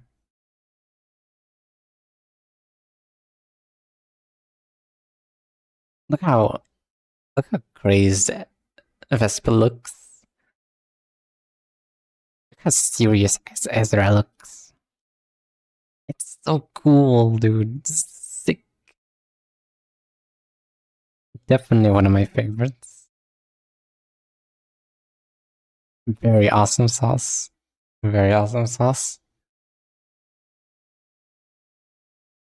Next one. Chapter 21, road trip. Yay! Yeah, let's help ourselves to a fair bit when we get there. Good. We can take a nice break from being hunted. Did I miss a lot? Ah, you missed a sick fight. Sick fight scene. Hello, welcome back, Oro. What? Okay, let me give you a quick rundown of what happened. Don't look. Okay, good. 20. Did the crab bro got into a fight? Yes, absolutely. He was being pummeled. He was being beaten and pulverized by EZRA. Aquarium, I think, is the one I started on. No, Doogie combat. Okay. Quick rundown of what happened. Moses knows that Vespa is looking for them, or is gonna want to get them. So she goes into this office, this grade 2 office, to hire everyone there to protect them so they can escape. Possibly from EZRA, if I remember. That's right, EZRA is the goat. The goat, yes. EZRA is the goat. The guy, the boss says, okay, I will do a service trade. If you can help my daughter, I'll do this for you for free and stuff. So they go to their house. The daughter is basically almost distorted, turned into like a big fish. There were lots of mermaids that were like stabbing her. It was an allegory for self-harm. It was very sad, but Moses is top 10 therapists of all time. So, of course, he was able to do it alongside Yuria. Very cool stuff, very awesome. And once they did that, comedically timing, Vespa shows up and he's like, yo, I'm looking for Moses. Do you know where she is? And Moses is hiding alongside Yuria. And the boss guy is saying, nope, don't know who that is. So Vespa starts checking all the doors. And when he's about to get to Moses' door, they like quickly run away. And the guy tries to like buy them some time. But he gets demolished. He dies in like seconds. And then they go outside. Vespa follows them. He brings out the guy's head. Rest in peace. Hello, Anas. Welcome in. Vespa has a cool spear thing. Vespa says, yo, I'm gonna take you and EZRA and Yuria to Encore, and I'm gonna take your footage. Thank you very much. So Moses is like, okay, what if I like took you to where the footage is stored, Yuria's atelier, right? And you can answer my questions. And he was like, okay, sure. So I said, yeah, EZRA and Yuria are fine. And I don't know what's gonna happen to you if I take you to Encore. I just do. So the hunter, Moses and Yuria go to the atelier. They lead him there. And then Yuria attacks Vespa with her bears, which buys them a little time to get up. Oh yeah, Moses' arm got chopped off also, very sad. No wonder she has like prosthetics in the promo images. Vespa like throws a harpoon at Moses' thigh, so she's pinned. And right when all hope is lost, EZRA shows up. Thank you for the hydrate, Boris. And EZRA is like super duper strong, and I think she also has ego. I think, if I read it correctly, or like Yuria gave her some ego-like armor.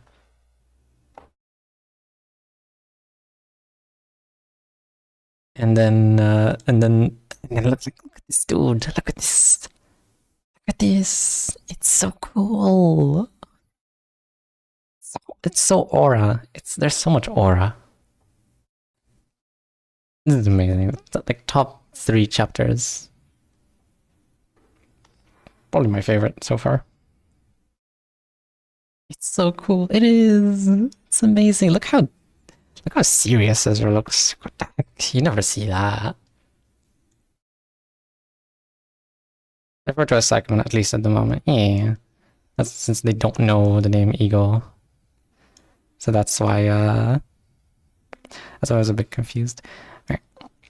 Very awesome sauce. Next chapter. Not this one. Also, I'm not gonna sugarcoat it. I'm beating hilarious comments. And now they're going on a road trip, I think. I would also go on a road trip if I went through that.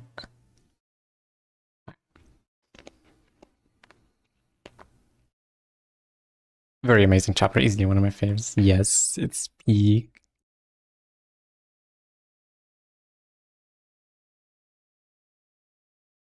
Yeah, let's help ourselves to a fair bit when we get there. It seems 5 fixers out of the 17 of Doogie office have survived. 5! Yeah, that makes sense. I missed a lot of chapters, another stream to rewatch. Damn, yeah. Did I ever upload the VOD of the last stream? I don't think so. I'll have to do that. Most streams from now on are gonna be like in the live spot on the YouTube channel. I don't have to upload them myself. Still feeling bad for the picture from the office. I know, like it makes sense. He would fight to the death for Moses after saving his daughter, but like, come on, what do you mean? Yeah, I should spend more time with my daughter, and immediately afterwards, he dies. I can't do that. That's cruel. That's mean.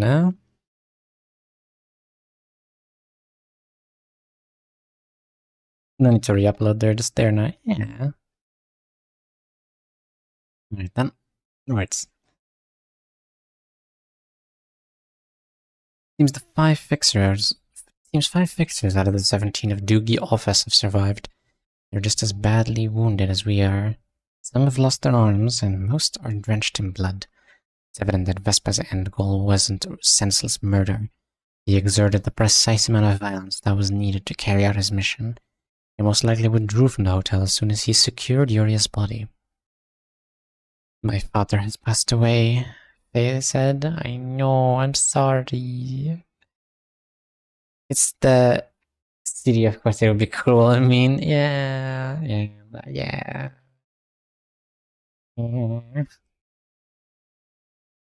I suppose you're responsible for it, and it's also thanks to you that I could leave that room.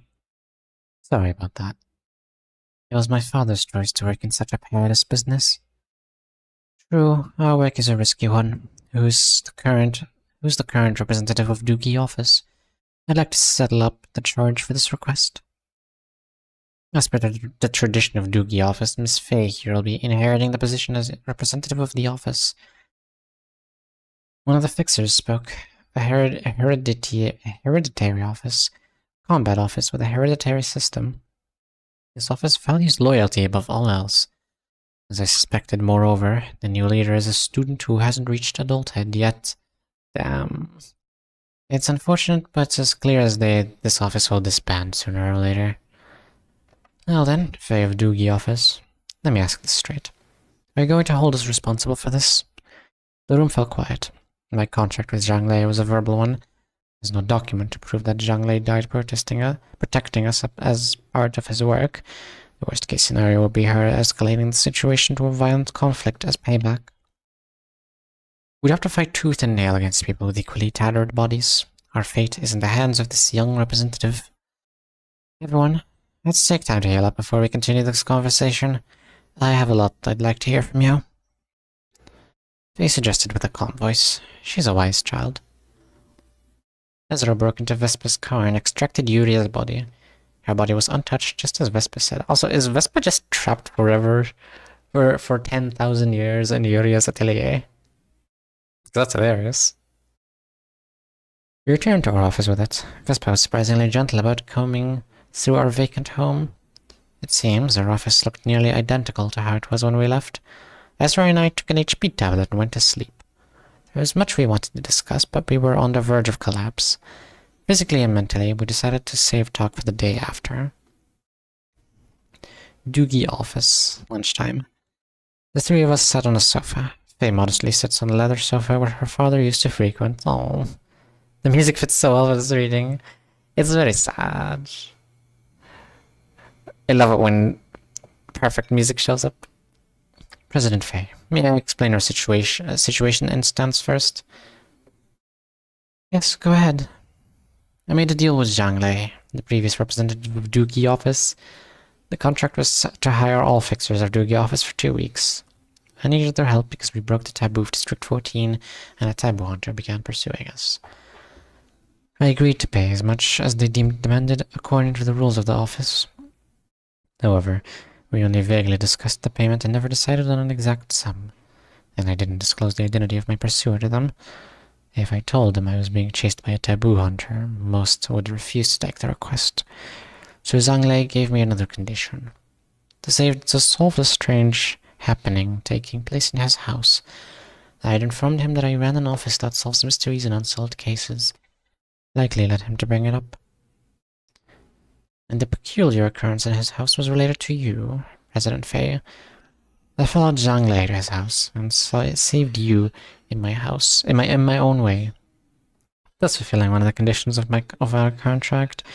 Shortly after I solved this case, a taboo hunter came to the house to capture me, and Zhang Lei died in the process of defending me as part of the contract. This is the way things happened. Also, there are so many context moments in this reading. Things I knew, but I didn't know why. I love it. Context. Purple. Amazing octopus. Millie. We love to see it. You're telling the story in such a dry tone. I also risked my life to save yours, mind you.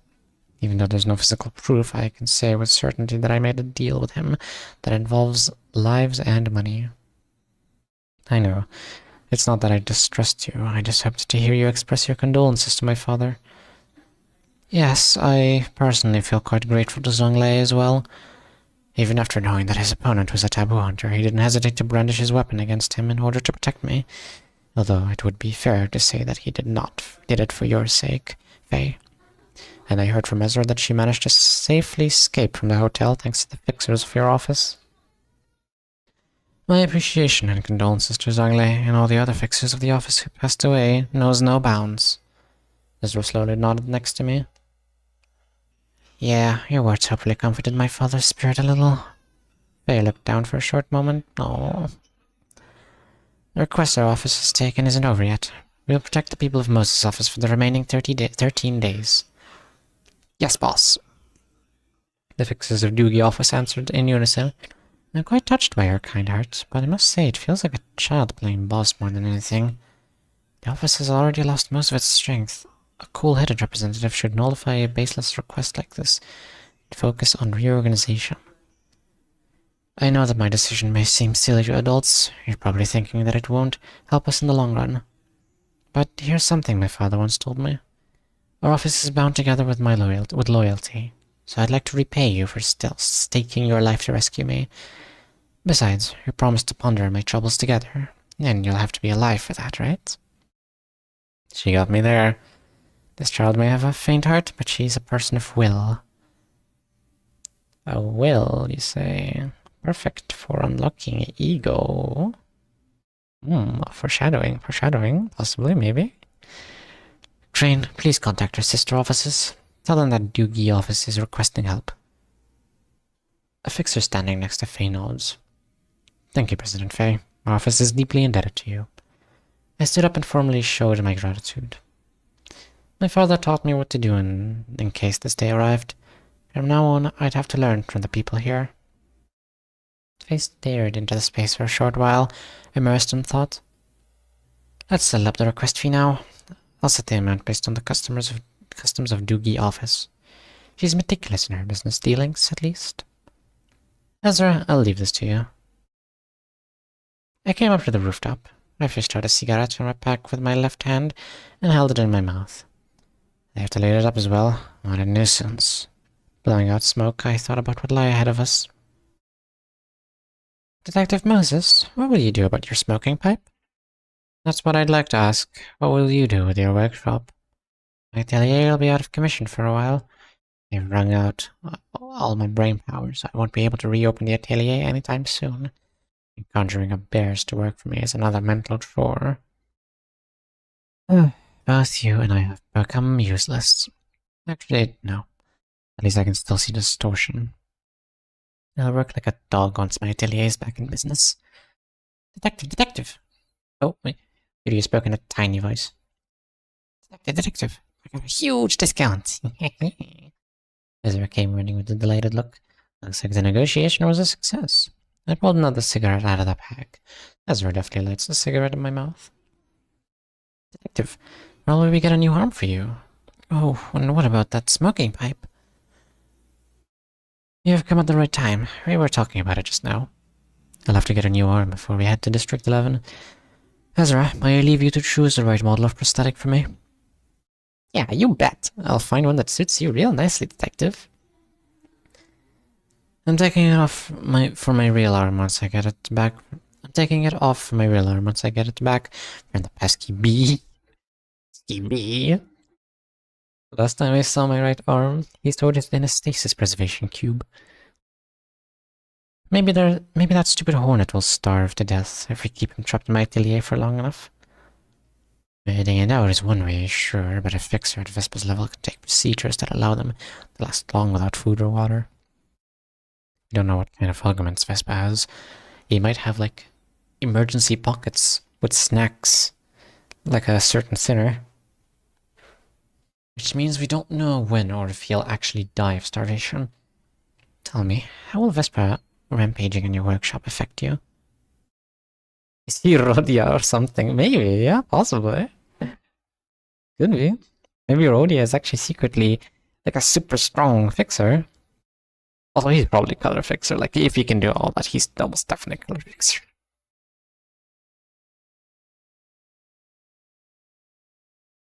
Waiting it out one way for sure, but a fixer at Vespa's level can take procedures. I'll take some time to restore the atelier first and foremost. And by some time, I mean a considerable amount of it. I'll be dead weight for a good while. At least it's a relief to know that your body and mind will be alright. I'll use my brain to work out how I'll deal with Vespa, so you can let yours rest. And EZRA, how did you manage to manifest her psychomint? EZRA is wearing her mask now. Her distortion has become visible again. I bit a new cigarette in my mouth. I miss my pipe. Yeah, I consulted with my junior here about it, actually. I was thinking maybe I could get stronger if I learned to use psychomint, so she taught me the knack of it. She's just wielding ego now. Not her own, but like, in general. So that's the end of the playlist. That marks 2 hours. Good stuff.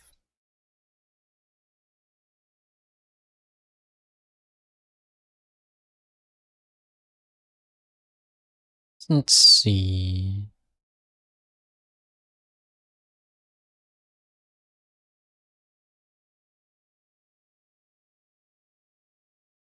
Back to the original.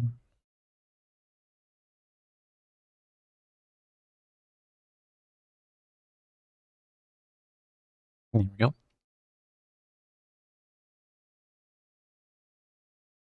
Here we are. I don't believe in knack alone is sufficient to manifest a psychomint. I gave her a pendant in addition to that, another prototype of mine.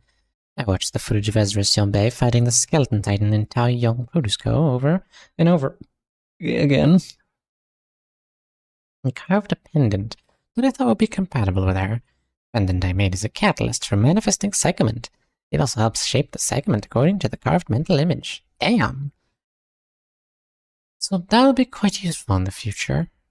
So you can just have a thing that lets you manifest, I guess kind of manifest your ego? Without manifesting your ego? Like, what? Oh? Carving one is a time-consuming process, and I need my atelier to even begin, though. I can become stronger thanks to you, Junior. Both of our problems come down to Vespa being trapped inside the atelier. I need my smoking pipe back, and Yuria needs her workshop back to fully realize her capabilities. Nothing has really changed. I need to meet up with Han Hee-jun in District 11 and dump this beehive on him. What should we do with your body, Yuria? Oh, about that. When I explained our situation to Faye, she said she'll take care of the body until we get back. She's being too nice to us. Perhaps she wishes to ensure that her father's life is not lost in vain by providing safety and comfort to the people he died to protect. In any case, I'm in no position to refuse the hospitality. I took the cigarette out of my mouth and ground it into the ashtray. It's time to start preparing for the trip. A funeral for Zhang Lei and his deceased subordinates was held for 3 days. Oh, funerals in the city? That's surprising, actually. I kinda thought this person died. Shame. Unless you're like extremely rich or influential, you'd get a funeral, but very surprising. The funeral was conducted according to the traditions of the East, Zhang's region of origin. They remained in the funeral parlor from start to finish of the ceremony, looking at the portrait of Zhang Lei smiling at the camera. I couldn't help but be reminded of a photographer I met some time ago. I had to accompany EZRA on her shopping tour to workshop for some time. The fixers of Doogie office and its sister offices escorted us throughout the leaves, as though we were noble women. In fact, the escort didn't stop when we were back inside. They stood guard vigilantly around our office and made sure that no intruder could dare approach or harm us. I spent the rest of my time talking with Faye about the distortion, about what happened to her, and how she should live out her life hereafter. The time passed steadily. Or unless you are Kali's old neighbor, since she pays for the funeral, if I remember right. Oh yeah, that's true. You did pay for a person's funeral. I forgot she did that. Another reason why Kali is the GOAT.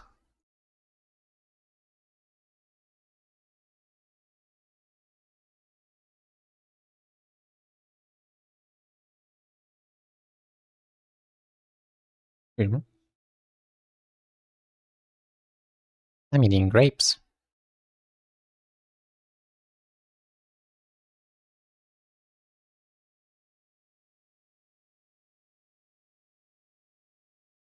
I had to accompany Ezra on her shopping tour to workshop for some time.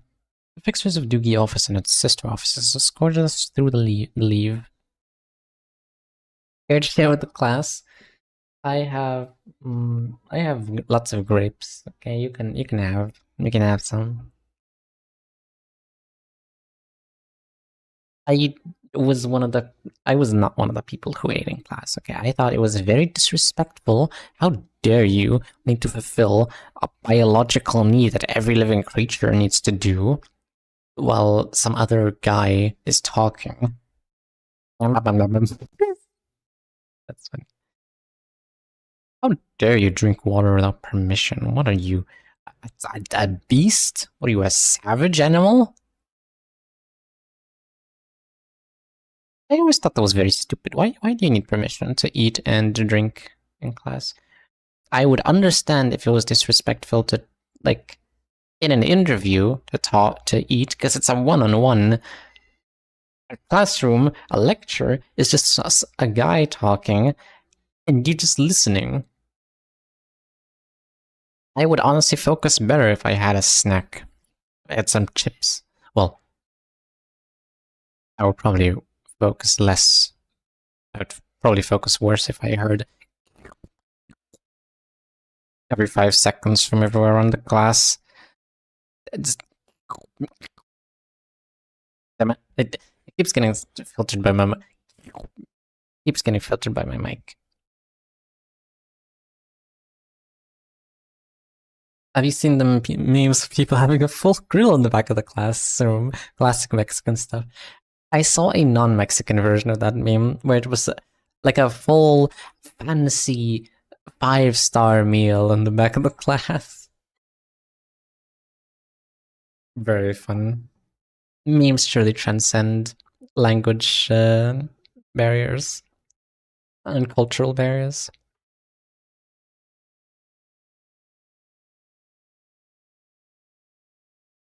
Alright then.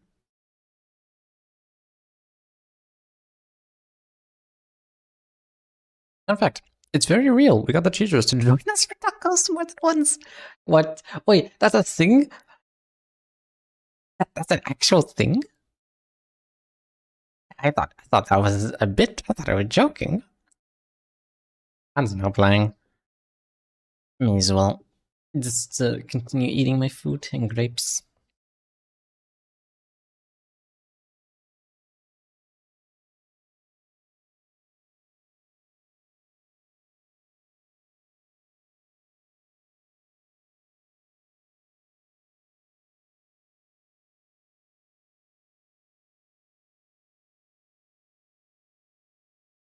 And also check Discord.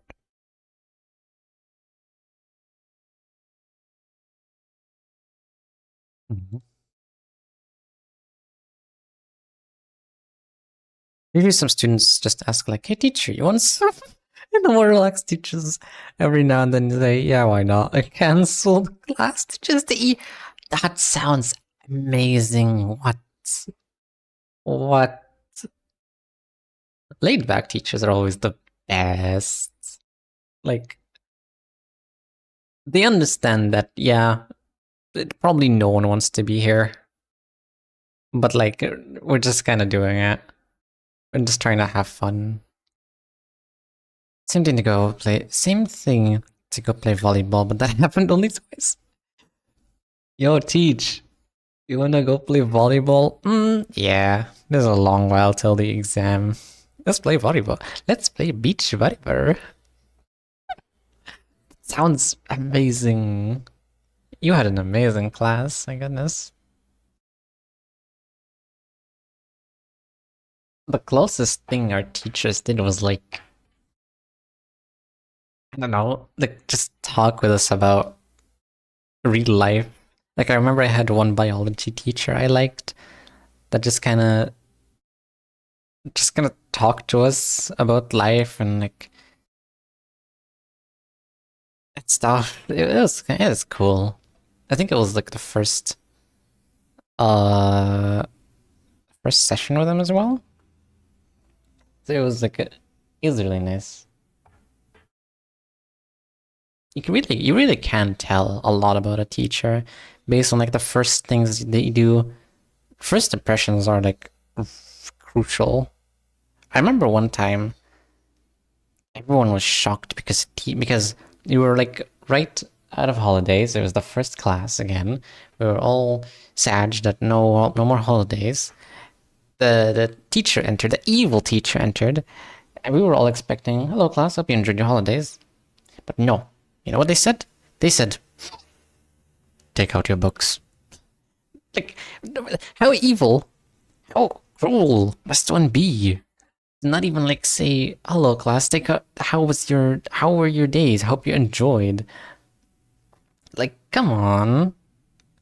How I don't care about my job do you have to be? My goodness. Ads are over. Perfect timing. Where was I? Right, they're taking care of Yuria's body, Zhang Lei, funeral.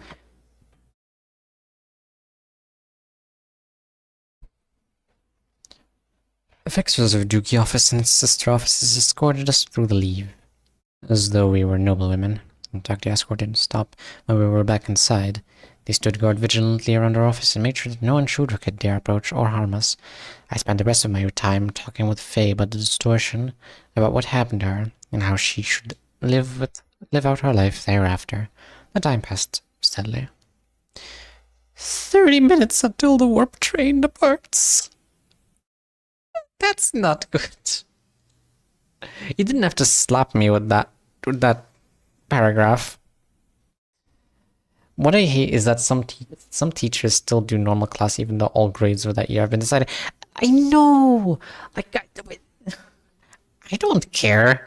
I don't care about this. Oh, but it's gonna be useful next year. It's gonna be useful next year. You're gonna need it. Wait. I don't care. Play a movie in class or something.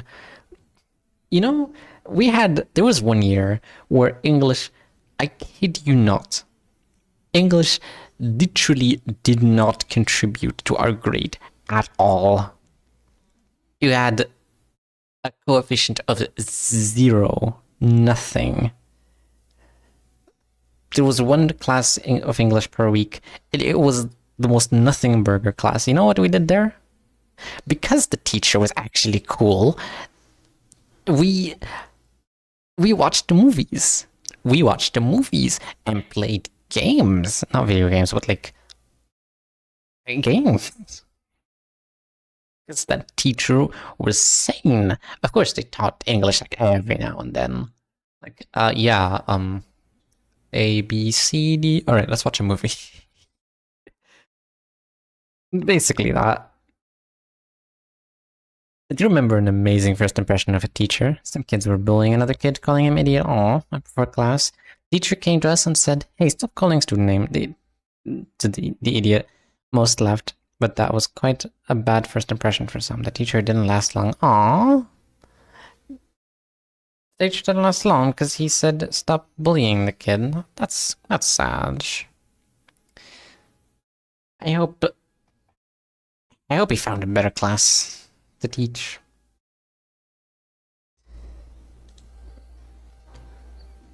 Yeah. 30 minutes until the warp train departs. I puffed my last cigarette in the smoking lounge. Warp trains. They always. Oh my god. Italia. Italia raid. Italian raid. Hello. They're streaming Minecraft, playing. Dementia's hitting hard.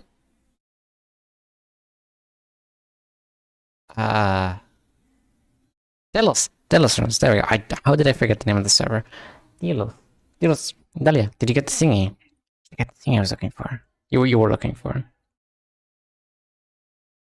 No, because he said stop calling by his name to the idiot, and he was also wait. Stop calling person name to the idiot. Oh, he was also bullied for that. Oh.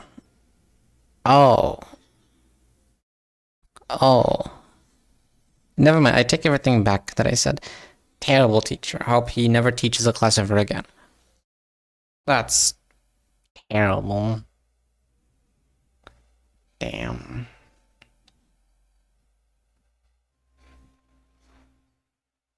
Unfortunately, no, up to 98 PD. Damn. Any day now. Any day now. Italy raid. Yeah, Italy raid. No one expects the Italian Inquisition and stuff.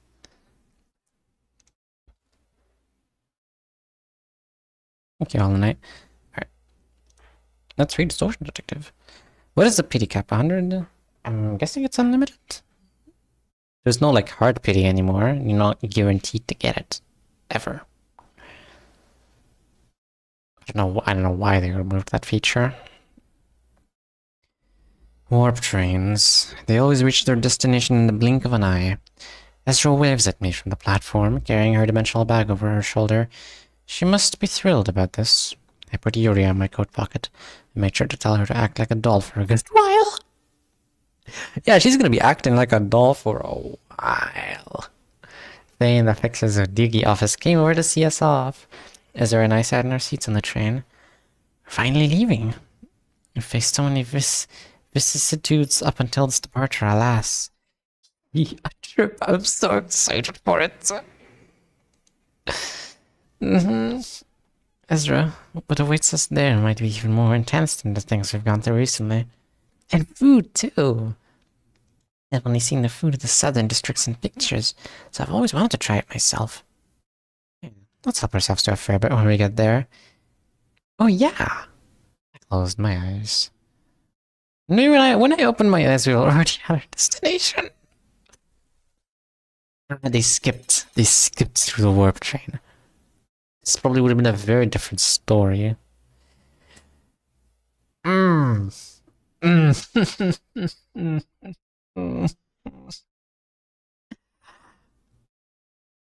This actually gives me a question. What happens if you're in a warp train, you're spending a bit of time in there, longer than usual, Doesn't last like 10 seconds, like it was advertised.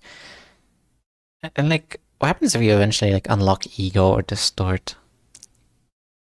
Like, are the W core employees gonna have to fight a distortion when they get to you?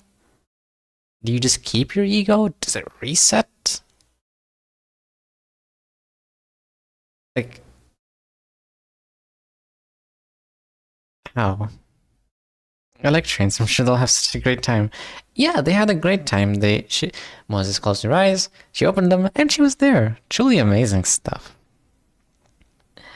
I remember hearing this in like a video I watched one time.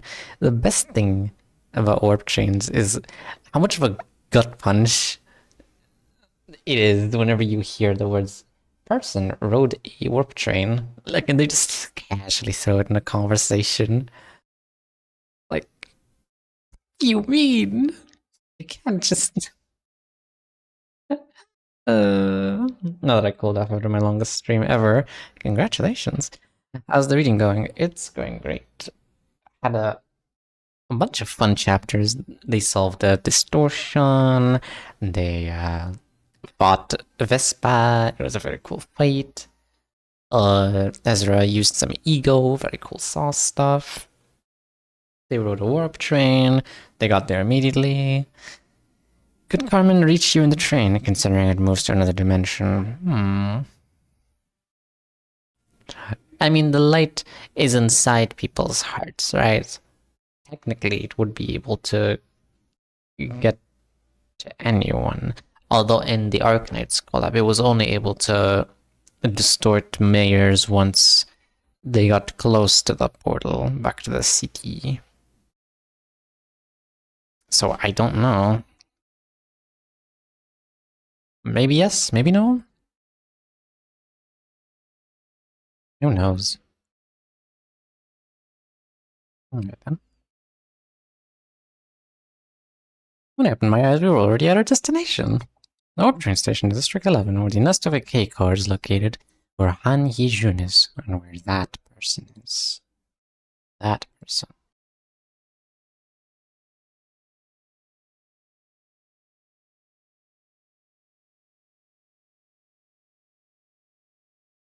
They may have left out a bit in that warp train segment. Yeah, just a little. Just a little. Just a tiny bit.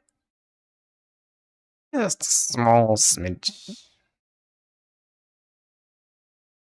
Chapter 21 is Moses aura farming. Wonderful stuff. And you also get to see some of the beautiful, beautiful encore background. Good stuff.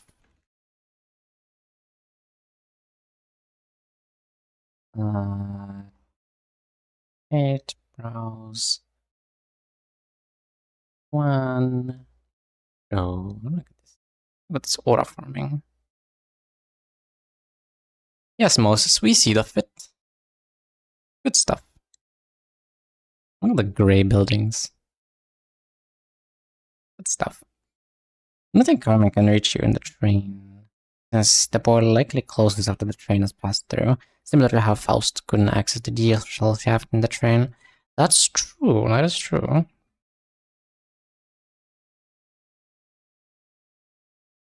I guess that makes sense.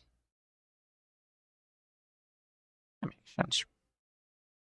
I wonder, once the train gets back, and everyone's still like flesh monsters and everything, could you, in that like short span of however many seconds needed for them to fight you, or however long the battle lasts, can you unlock ego there or distort? That's funny. That would be hilarious. Yeah, I've seen that one before. I just noticed she doesn't have an arm here. Yeah. It's kind of being covered well since she has like the sleep. Wait, how do you? I guess she changed clothes actually. Wait, does everyone in the city just have like 10 pairs of the same clothes? For maximum Aura farming. Herman Distortion speedrun percent. Yeah, could you do that, I wonder? Pretty cool aura farming. And she has a cigarette because she doesn't have her pipe. No ego. No ego.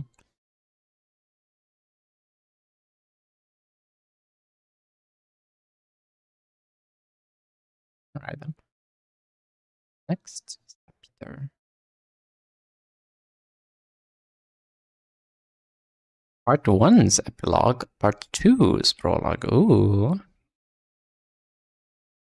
It's to face the past. I have to be confronted with it someday. Greetings, Dr. Moses. You've come at last. Hi, Sancho. He's so eepy beepy. You want to get on my lap?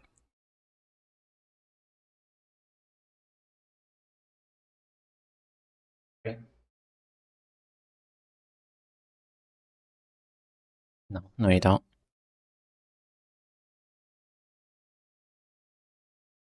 Greetings, Dr. Moses. You've come at last. A familiar pair of arrogant eyeballs await me right outside the warp terminal. The way he speaks infuriates me even more. At last, like he says again, I had a choice. I was caught in the shrewd trap he set up. Those words could very well mean as I expected. Didn't you tell us to come to your workroom at the association? I came here to pick you up instead, because we have no time to lose. What happened to your right arm? It's appalling to see him assuming an air of concern. Ezra, deal with whatever he has to say for me. I'll be in the smoking lounge for a bit. Got it, detective. Moses, is that really you, Moses? Jane Smoker meets John Rage Vader? I know. Amazing. His voice. That son of a bitch. Honey, you screwed me over in more ways than one. Perhaps the real meaning of his at last was in spite of everything. Detective. Ezra quickly stands between me and an unwelcome guest. Is it Vespa? No way. Ezra's here too. I miss you two so much. Her despicable voice, her sly eyes, and her pitying gaze towards us. Diaz, please just leave. We can't handle this, not today. Ezra pleads in a quavering voice. It's the person they mentioned earlier. Moses, dear, I forgot all about what happened to that day. So can't we go back to how we used to be in the good old days, pretty please? That person hasn't changed one bit since that day, from her appearance to her demeanor. Right, Heejun? It's all in the past, isn't it? And Heejun, stay silent. That day I led hundreds of people to death. I wanted to save them from Diaz's arms, but I could not. Oh. Diaz. What shady bullshit were you plotting with Tae Young Produce Co. in District 14? Holding in my feelings, I quietly asked. Oh, that thing. Actually... Lady Diaz, I'm afraid we'll have to take a rain check on that. Dr. Moses has to care for an urgent matter for the association right now. And he should intervene with a laugh. Oh, really? That's too bad. Do invite these two to my home later, okay? Understood. I'll arrange it as soon as the doctor finishes her mission. Fascinating. We sat in the back street of Han Hee-jun's vehicle. None of us are willing to speak first. I gazed out the window. The reason I've come to District 11, it's not to make money, keep my name in the association, or to solve distortions. It's to face the past. Face the past. Face the fear. I had to be confronted with it someday. As I explained 2 months ago, an association wants the distortion in its whole, Doctor. Are you two listening to me? At least I am, Heejun Xianbei, Ezra answered in my stead. We're heading to a rural village. Our association has been keeping an eye on the place for the last 2 months, and the time is right to harvest that fruit. Are you saying the town has been ravaged by the distortion already? I opened my mouth. No, it's a peaceful place. But it is distorted. Even I could tell, and I'm not capable of seeing the distortion. The car stopped in front of his street. We've arrived. You can get out now. EZRA and I stepped out of the back, and Hijun lowered the driver's side window. Walk down the street for around 15 minutes and you'll find a small village.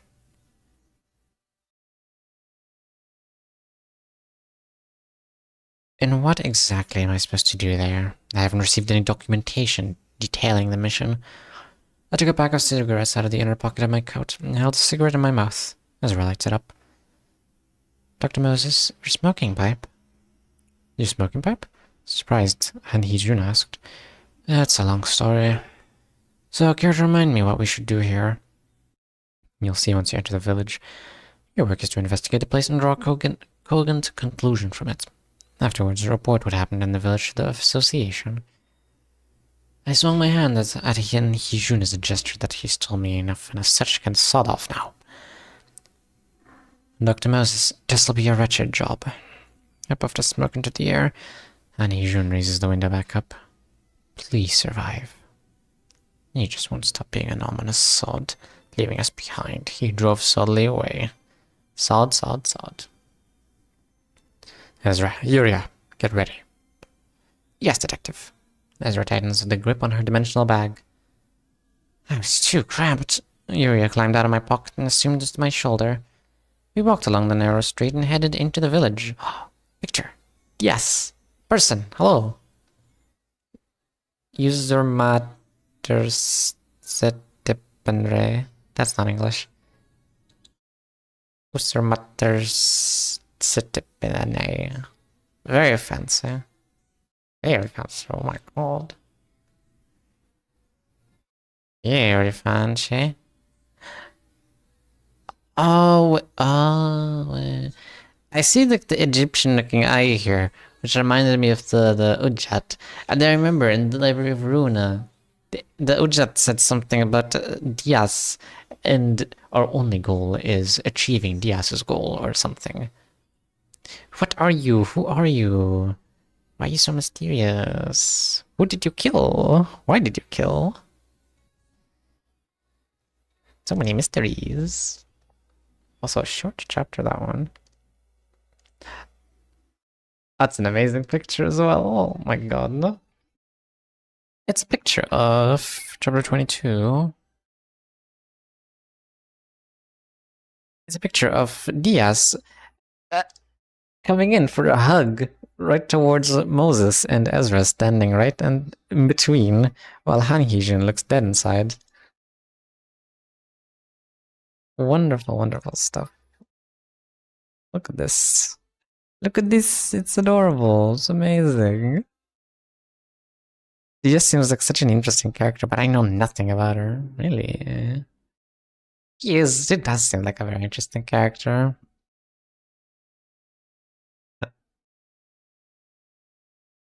Moses looks dead. So angry.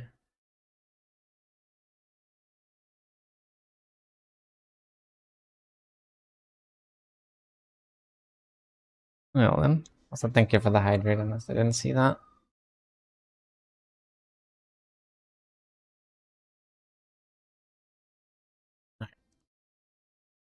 Very awesome sauce. Chapter 23. Quercus Village. Right now is the season for the harvest festival of our town. Wonderful. It's 10 in the morning. The sun beams down in the somber alley. We walked up the winding street. There are many unknown paths like this in the back streets. Uncharted streets not shown on any map. Walking into an unfamiliar street poses a great risk, as is the case with the nests. Each area of the back streets has its own culture. Unexpected savagery could be waiting around the corner. Excuse me. Walking down the street for around 15 minutes, as Hijun instructed, I could see a sign that read, Quercus Village. He didn't bother to give me a detailed description of this town. What are the cultural characteristics of the village? Are there any taboos? Anything? Will it be okay for us to readily set foot in the village? Probably will be. As much of a shady creep as Han is, he's not the type of person to lead us into death in such a primeval way. I took some time to smoke at this entrance before entering the village. Detective, do you want me to prepare for combat just in case? Ezra asked, and I shook my head. Because we have no idea what this place is like, we shouldn't let ourselves look nervous. Let's act natural and pretend that we're travelers. Zombie would be perfect as a food tourist exploring local eateries, Yulia added. I smiled a little. That certainly does fit Ezra well. That doesn't sound bad. We'll disguise ourselves as traveling writers who tour small restaurants hidden in the alleys and street corners around the city.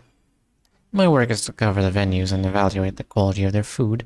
As for you, Ezra, you can be my traveling partner and bodyguard. A person who goes around corners of the back streets, who would need someone to escort them, which justifies your use of force. Gosh, I love that idea. I want to be a bodyguard that also judges food. Do as you wish. And Yuria, don't say a word outside of emergencies.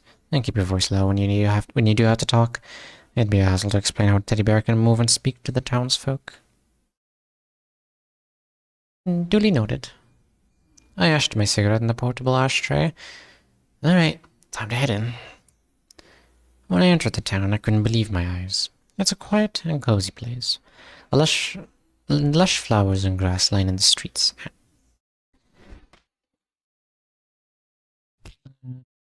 I see houses and buildings in vibrant colors that don't match the grey tone of the city. Brick houses that are about 2 to 3 stories tall. Wooden roof. This beauty and peace is what you'd expect in a nest somewhere. How could a town outside of this nest be so calm and pleasing? I know that there are many alleyways known to only a few, but I have never visited a place in the back streets that is as snug and tranquil as this fairy tale town. Perhaps it's my knowledge that is shallow. Maybe there are more places like this out there. Give it the pet Zenas. Wow.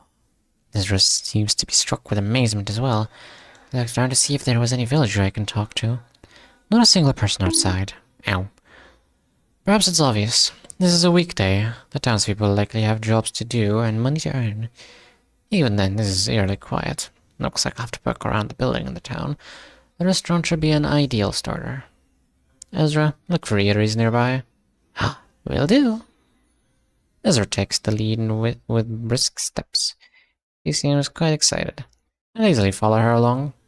This town appears to have about 50 households. The population would be around 80 people. A diner, cafe, or pub. There had to be at least one of those venues. Detective, over there. I found one. Ezra waves her hands at me. Looks like she found something. I see a door with a sign that reads, De Marti House. Hearing the clanging of chimes, Ezra and I entered the cafe. It's a small venue with 4 tables and a floor space of 15 peong. Oh, welcome to the shop. The voice did not seem to expect a guest. Is this place open right now? Yes, of course. I presume you don't often get customers at this hour. You see, our town is in a remote spot, so I rarely have any visitors outside of the townspeople here. Oh dear, they are a little wary of us. I suppose it's the closed village as I suspected. I must say, I was surprised as well. I never thought I would stumble upon such a beautiful town in an unexpected place like this. Pardon my manners. Let me introduce myself. I'm Momo, a traveling gourmet who seeks out unknown restaurants in obscure locations. And this is my partner. I'm Miss Momo's partner in travel. Name's Ez. Or Ez. That's a false name, just as elaborate in mind. You're travelers, I see.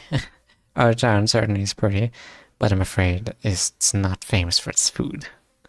It's fine. Finding new restaurants on the streets I'm visiting for the first time is a genuine pleasure to me, on its own worth. I'm Dewey, owner of Demarty House. Oh, let me bring you the menu. Ezra is so creative. I know! What an amazing name. Ez.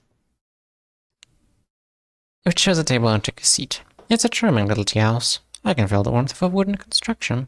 The afternoon sunlight shined through the window, a sense of serenity and relaxation which is a rarity in the city. It's like a luxury that only those in affluent areas can have a taste of. Here's our menu. Take your time and give me an order whenever you have made up your mind.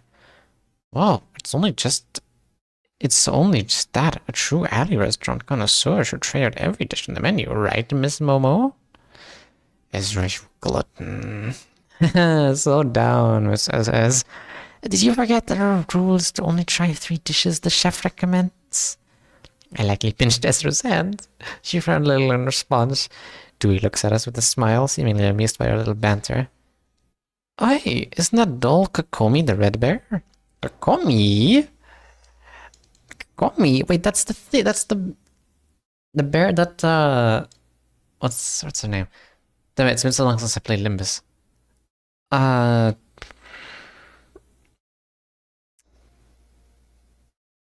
it.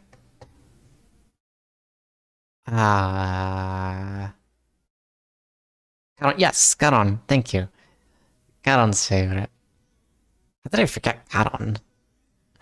And also the little headband that Carmen used to wear. I guess a popular brand in the city. It's like the Hello Kitty of the city. Isn't that doll Kakomi the red bear? It's a teddy bear character that was famous for a while before it got discontinued. Oh no! What? I was confused by the question that came completely out of the left field. What's a Kakomi? Ezra naively asks. You idiot. We're supposed to go with the flow, not ask questions about what is common knowledge to them right away. This will only make us look more suspicious. All right, you said you're travelers. I guess you come from a pretty faraway place. The character was still pretty popular in its time, though. Yuria slightly trembles on my shoulder. She must have a thing or two to say about that. This was a gift from an acquaintance of mine, actually. I understand that you're a big fan of cute characters like this, Miss Ez. Didn't you know about this one? I gave Ezra a subtle signal. Oh, Kokumi the red bear. Yep, I do. It'd be a crime for me to not know Kokumi. It's Kokumi. An awkward pause ensues. Honestly, it's the only way out of this. Kokumi. we're from the northern side of the city, so we don't know much about what goes down here in the south. The north? You've come from so far away. I've never left District 11 in my life, let alone gone anywhere near the northern areas. District 11, also known as Kekor, or the district in Kekor. Well, you could say the same for most people in the city. I gave a serviceable response. It's time to change the topic. Well then, Dewey. I'd like to order 3 dishes of your suggestion. Okay, please wait warmly. Dewey went into the kitchen. I could hear the sounds of tableware rattling. I look out the window, and there's still no one out on the town streets. Oh. And then he used the dream nail to find out which food the Ez and Momo would like. Also, I just realized the Momo because it starts with a Mo. Haha, very funny. Good job. Very creative. Let's see. What about... Is it Hollow Knight? What about we switch the playlist a bit? Wasn't it a Silk Song playlist? It was. And then I switched it to another one, the Hollow Knight one. And that one's also over now. Please, I don't want rain. I just want music, please.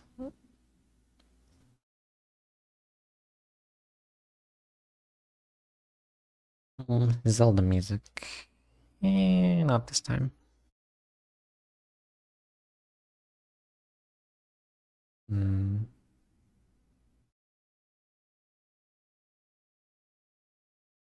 know which one to pick. Oh, one moment.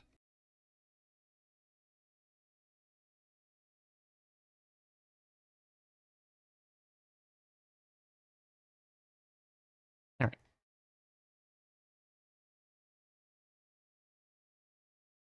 This one is it. Please don't have rain. Oh my god.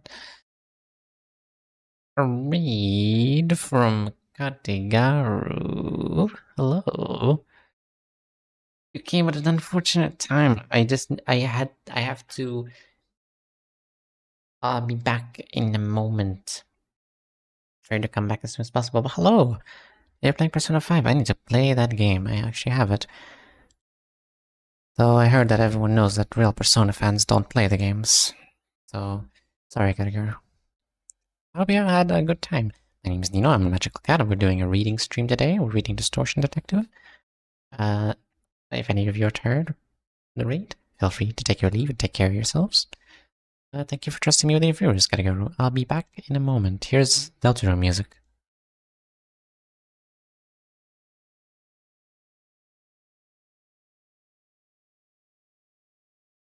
Dude, I'm so invested in the story right now. Should like this. Okay, I'll be back.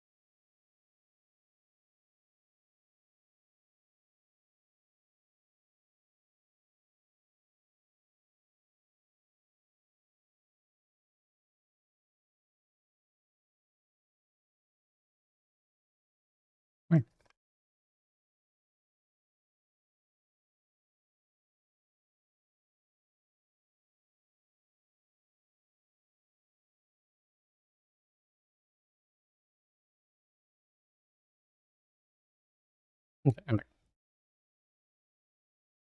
actually gonna do marketing.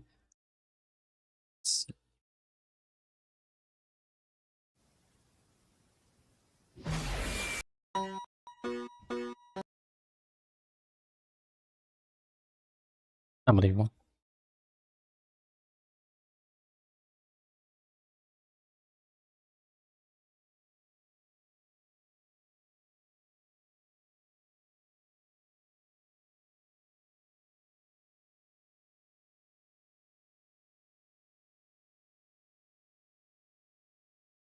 There we go.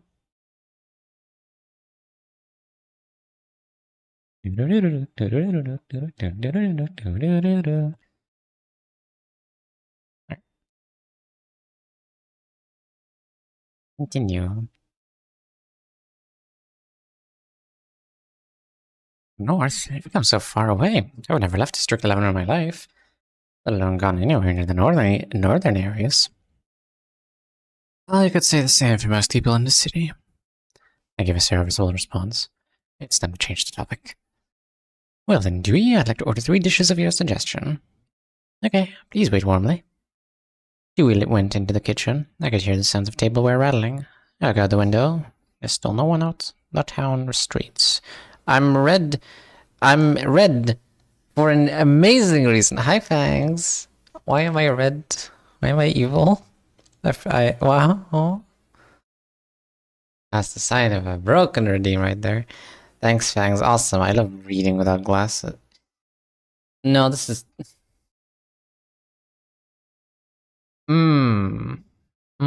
Yes. Yes, that's... Yep. Thanks, Fangs. Very awesome sauce.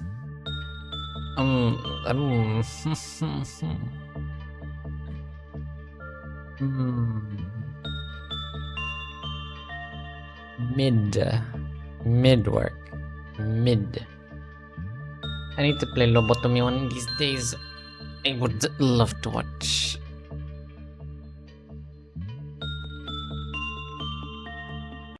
It's a wonderful game.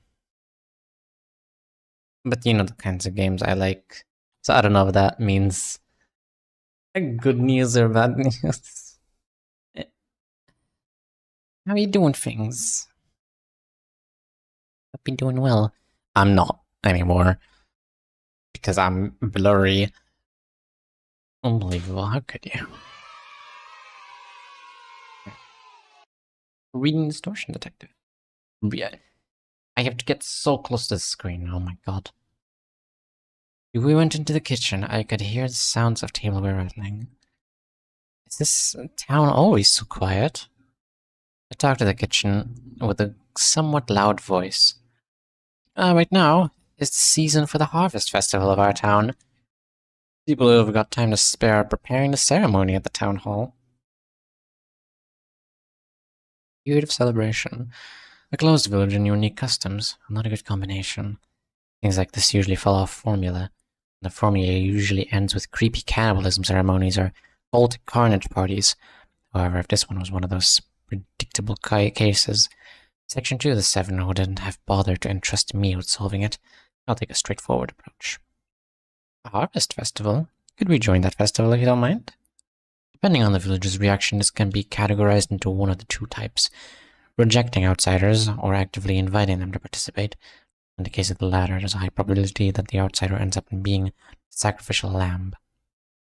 This one being a welcoming kind would be much more convenient for us to resolve this mission.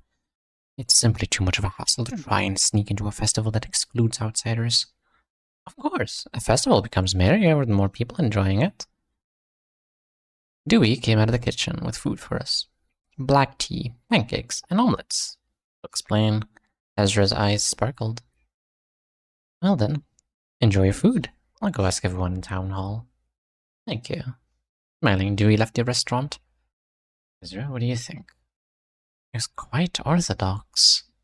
I think so too.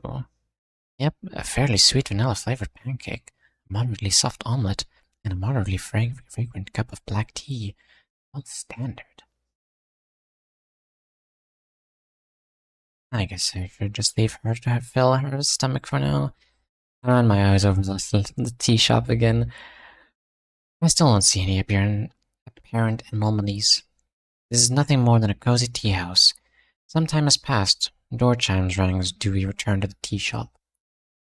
Miss Momo, Miss Esses, the townspeople all gladly agreed to let you participate.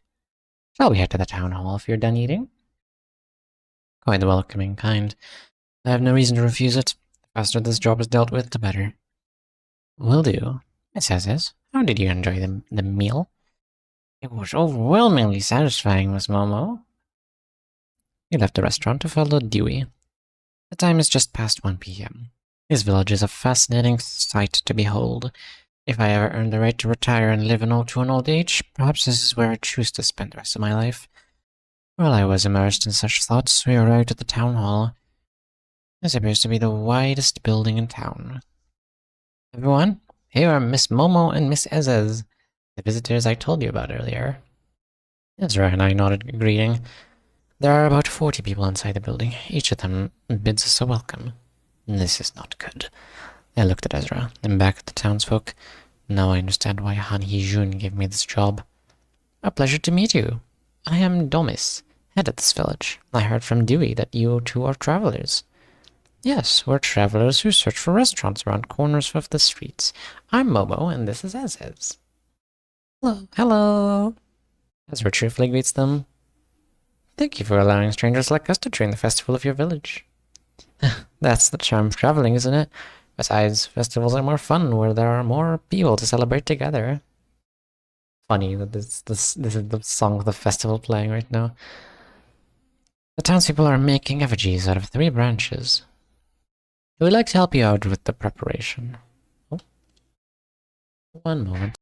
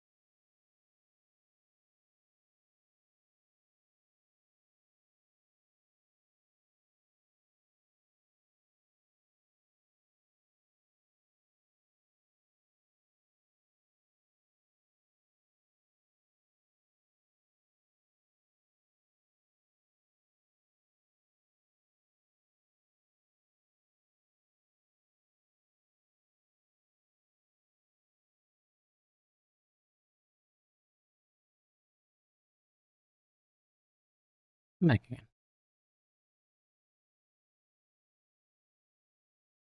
I think it's been enough time. I could probably wear my glasses again. Plus, it is a pain to read without them.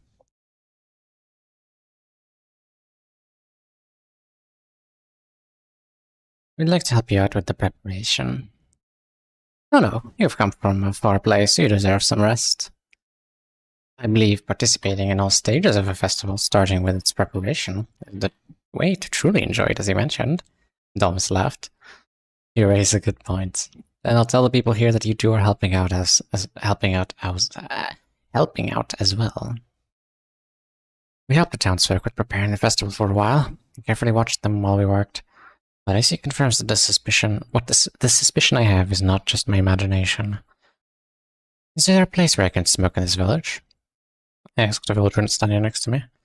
Oh, you're free to smoke outside as long as there's no one around. Just make sure not to throw the cigarette butt on the ground. Sure thing. I stepped out of town hall. The clock struck 4. Still not a single person out in the town streets I can see.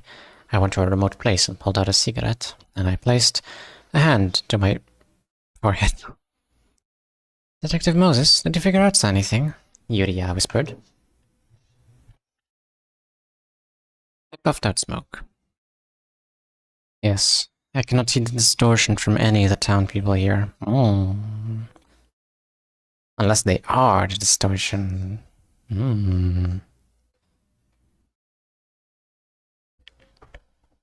Fascinating stuff.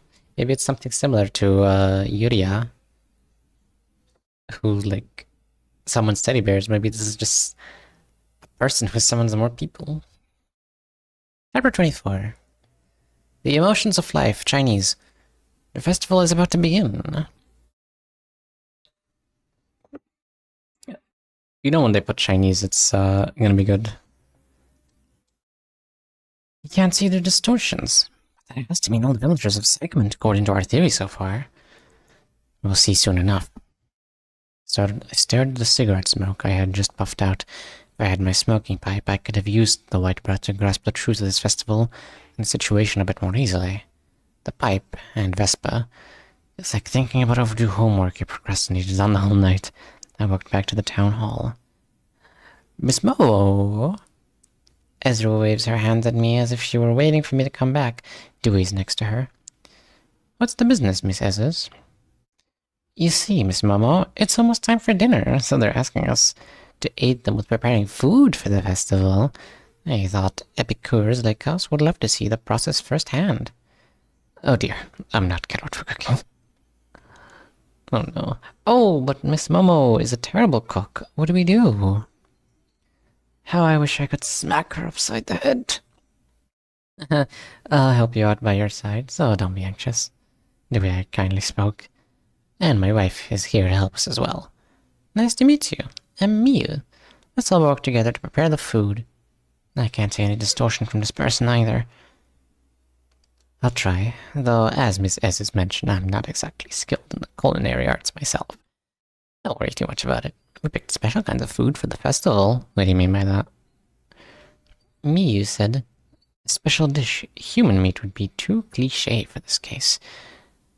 Ezra and I followed the two into the kitchen inside the town hall. Around 10 people are gathered in the kitchen, preparing ingredients for the food. The kitchen feels as snug as the rest of the village. The earthy smell of flour dough filled the air. Dewey and I stood before the kitchen counter. Ezra went to help me with preparing ingredients. We washed our hands with soap, and I wore the apron Dewey gave. I don't trust any place that has normal or nice vibes. Imagine. The city is such a cruel, uncaring place that a village somewhere is so nice and hospitable and kind to everyone that everyone just kind of moves away from it, or just kind of doesn't want to approach it because they feel like something suspicious is there. But it really is just extremely kind people, which is just so alien. The first time I read Distortion Detective, I confused Emil. What was I thinking? The rabbit team captain doing here? Oh my god, that rabbit team captain is here? No way. That's great. That's crazy. The secret ingredient. Carrots, of course. I should have seen it coming. Ah, it was so obvious. So what are we going to make? Bread and soup. That's rather simple food for served at a festival. The plainness is what we're trying to make here. Your mind becomes contaminated when you fill your stomach with delicious, extravagant food. That's a fun fact about her. Mio and Ryoshu share the same voice actress. Amazing. I think you might have told me in the past before. That sounds familiar. Eating extravagant food contaminates the mind is not an expression people would usually say. Here we go. Contaminate the mind. That's a novel way to put it. You think so too, right? It's what our town leader says. They work tirelessly for the mental soundness of our townspeople. This festival is a part of their efforts. Will the mind become healthy after participating in the festival? Of course. You'll get to experience it as well, Miss Momo. During the festival, we wash away all the filth from our minds. Maybe that's why our town hasn't had any crime at all, unlike most other towns. Yeah. Louis speaking, something emerges from their chest. Tiny black arms crawl out. The distortion is manifesting. What is this? Did the person just say something that provoked their own mind? Ezra and Miyu bring clean ingredients to us, and Dewey puts the ingredients in the pot. One by one, they wait for some time before adding each ingredient. Is there a specific order you're supposed to follow or something? Is this festival held every year? No, it takes place monthly. That's a little different from most festivals I know. It must cost a tidy sum to stage it every month. Although we call it a festival, it's actually rather simple and modest. We only serve bread and soup in these festivals. Just like what we're preparing now. It doesn't even put a little care into cooking the food, though. A festival where the mind is cleansed, held once per month. It smells like a religious rite. This music does not fit, I'm sorry. Shoo away. This'll do.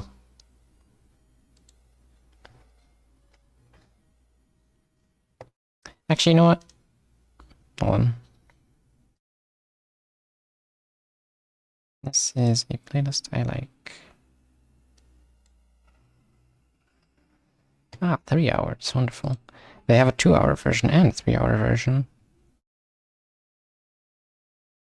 I will definitely be crediting them, though. Let's see. How do I do this? The ads are approaching. My favorites.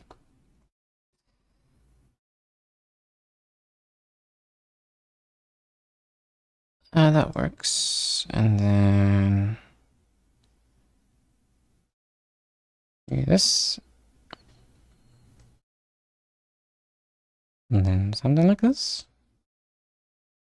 Music, my favorites.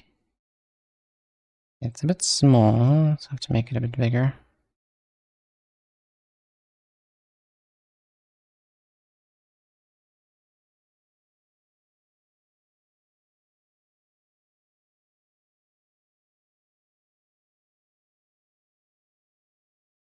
There we go.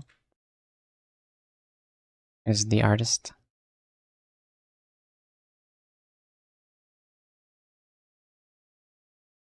Wonderful. Ads are not playing. It gives me time to eat my food. I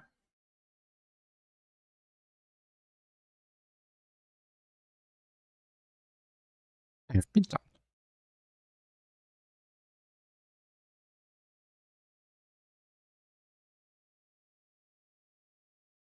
Very yummy.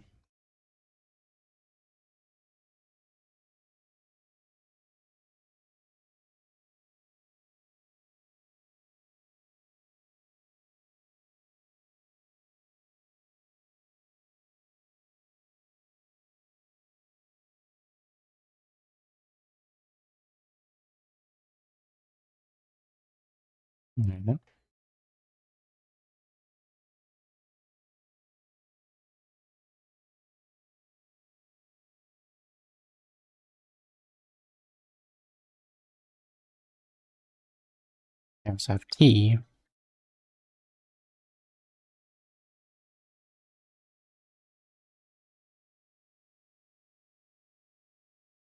Excuse me zooming in on your face for a moment. By accident.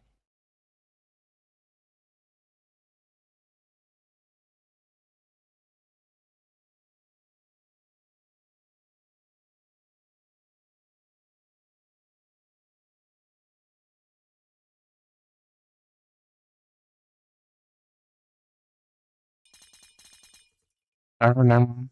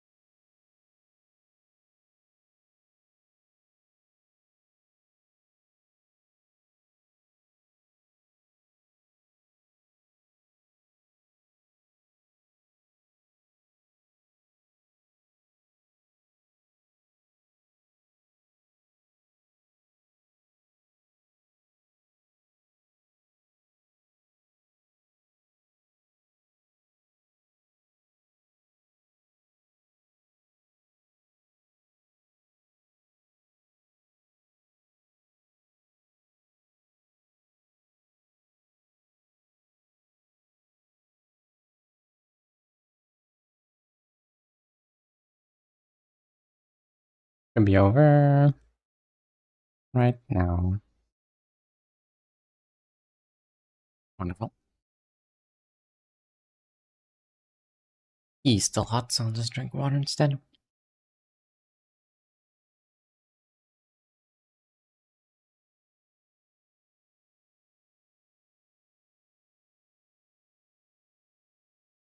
Let's continue.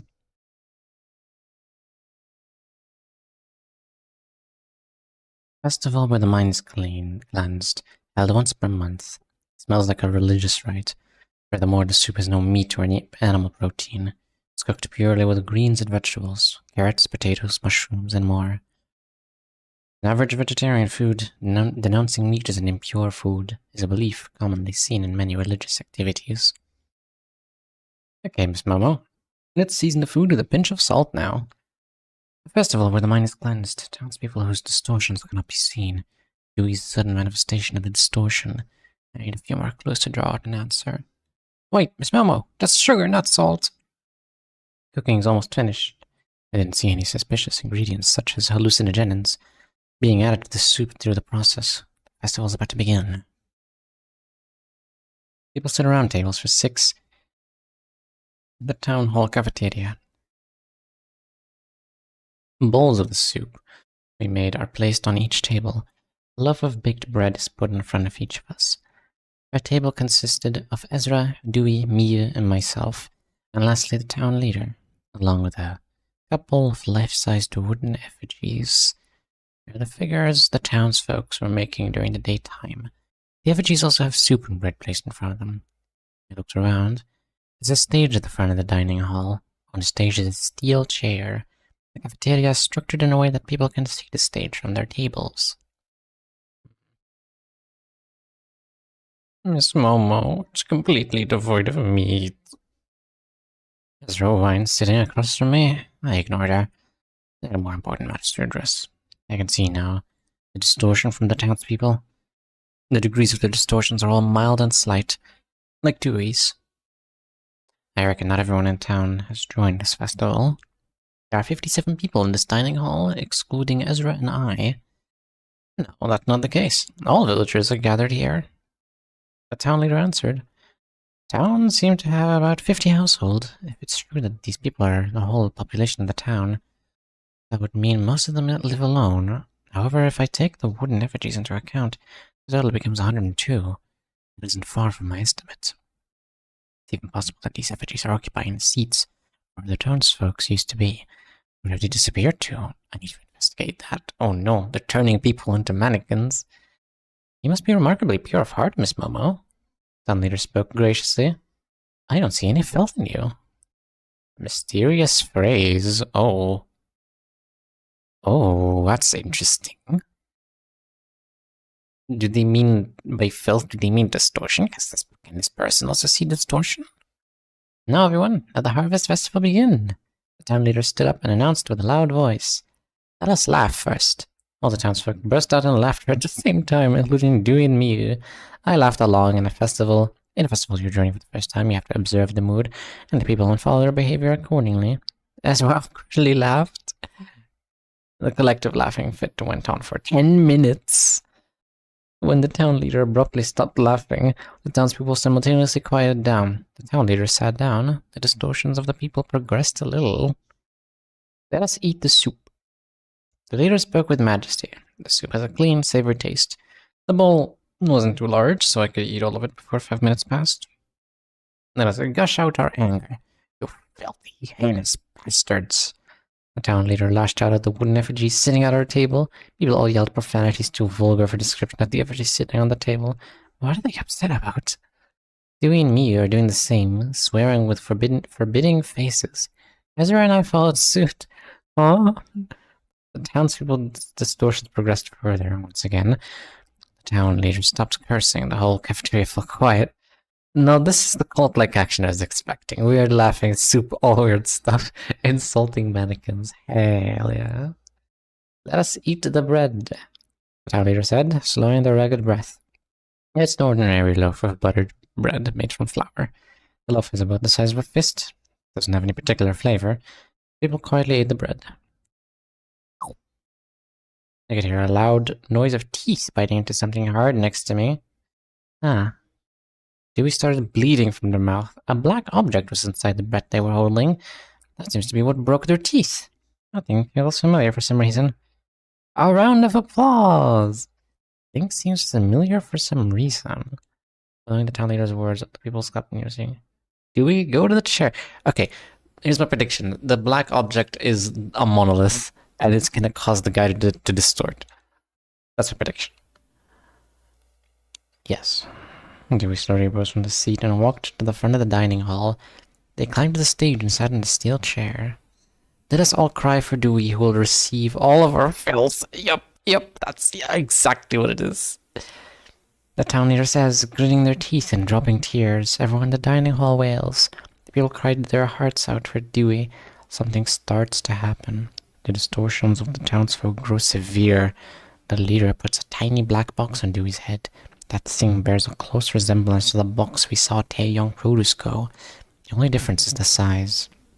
I see now. I have to put a stop to this now, if I want to save Dewey. My head is ringing from all the cries. The box begins to vibrate. Detective Moses, this is... Yo-Yo whispered.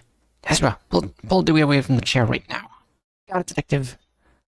Ezra sprinted from her seat without delay. Don't get too close to it. This is similar to the case of Taeyong produce go. The distortions flow out of people. A stream of distortions akin to a river is made. The extracted distortions seep into Dewey, who is crying. Miyu screams as the distortion manifests from her body.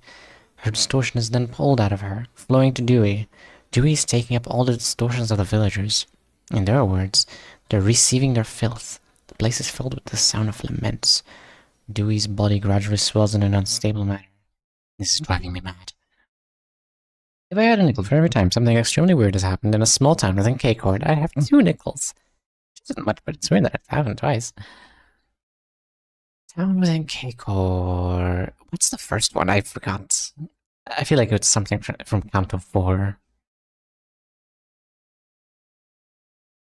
Ezra stormed out to save Dewey, but she soon falters and kneels down. Yep, even Ezra's distortion is about to be pulled out.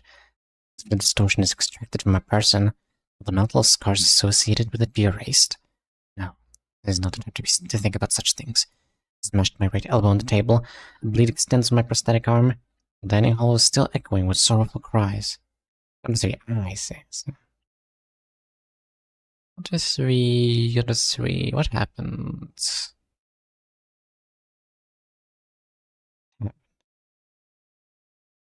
I'm sure stuff like this has happened more often than 2 times. Yeah, probably a lot. But it's 2 times that we've seen it. What are you doing this instant? The blade with my prosthetic arm at the town leader's throat. Everyone, let us rejoice now. Rejoice! The town leader shouted without so much as a flinch. Townspeople cheered. Their shouts of joy could be better described as screams. Let us bid farewell, make their parting a joyful one. As soon as they finished their words, the stage floor beneath Dewey opened, causing them to fall through the gap. A dull sound was heard moments later. Judging from the interval between the fall and the echo, the basement space isn't deep below. A stream of distortions follow Dewey into the space below the stage.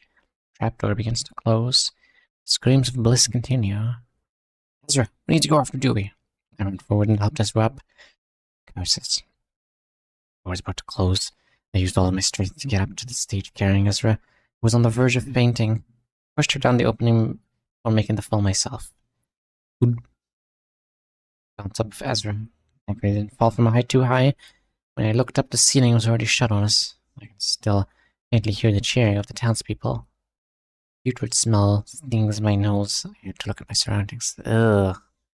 There's probably a bunch of rotting bodies in this place.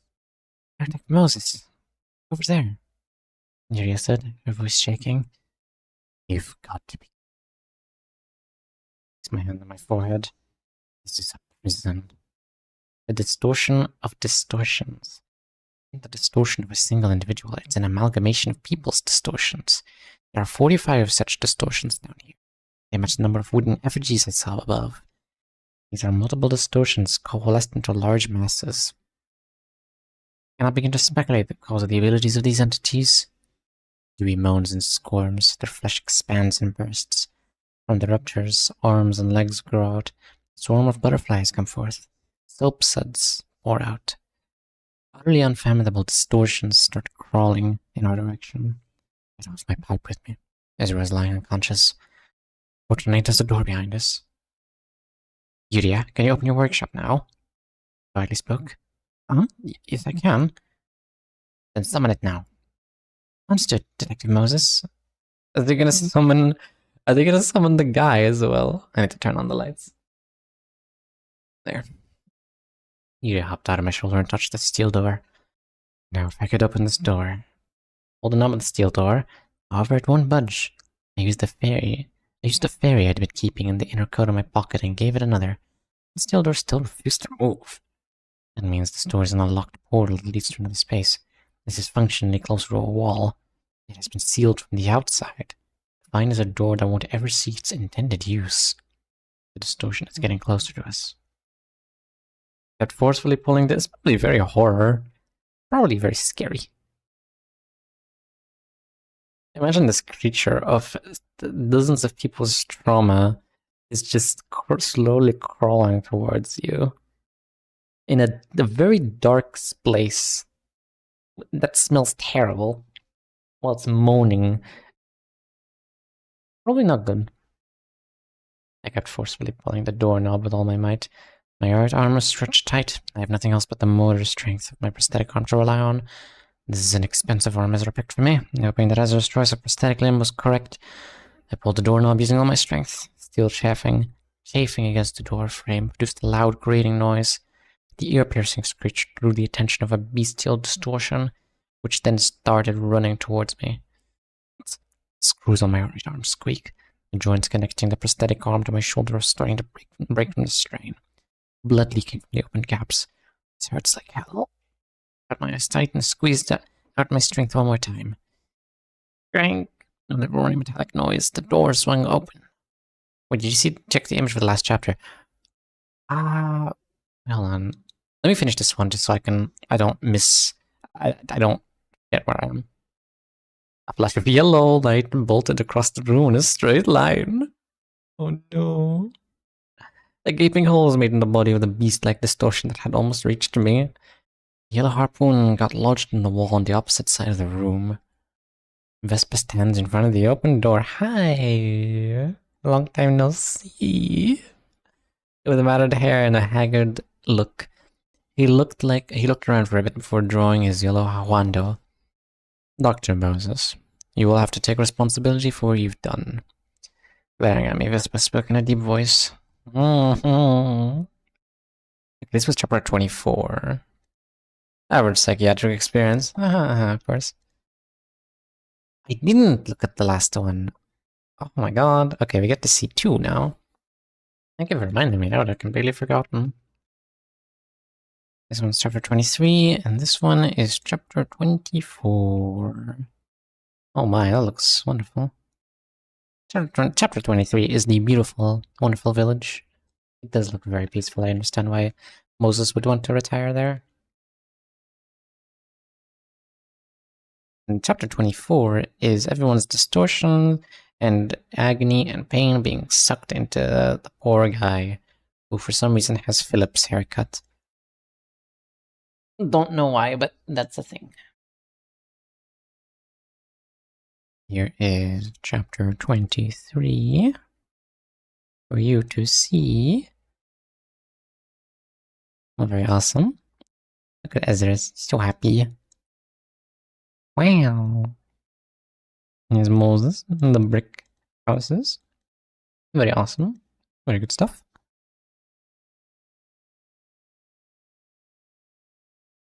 And here is chapter 24. Very vertical, very long. There's the person.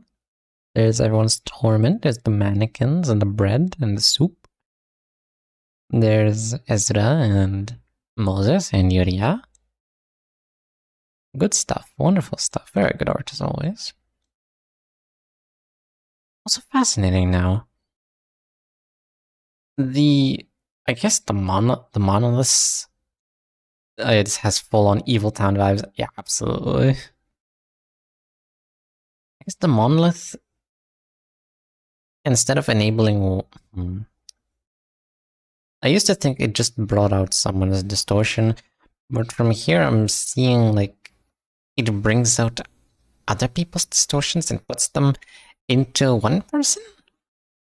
At least that's what it's doing here. Oh, oh, oh, oh. Bad.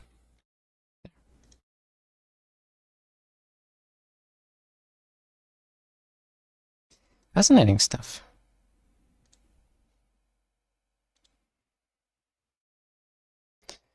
Alright then. Chapter 25. Oh, the Vespa is here.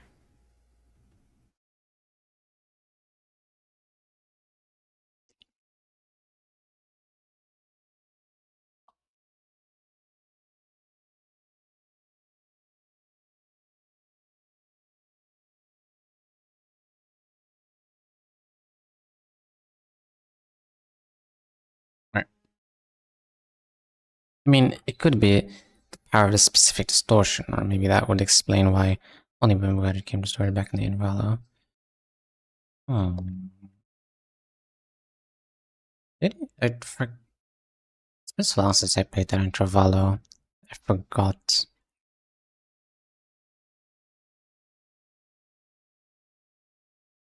Did you ever see someone distort back or undistort?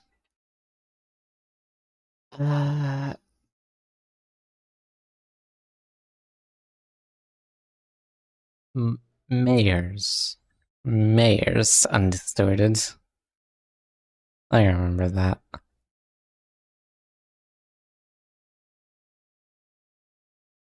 Fascinating stuff. Also, why I think it's not really this specific distortion is because they said they did this festival ritual thing like many times before, seeing from all the mannequins. Like each time they do this to remove the filth from themselves.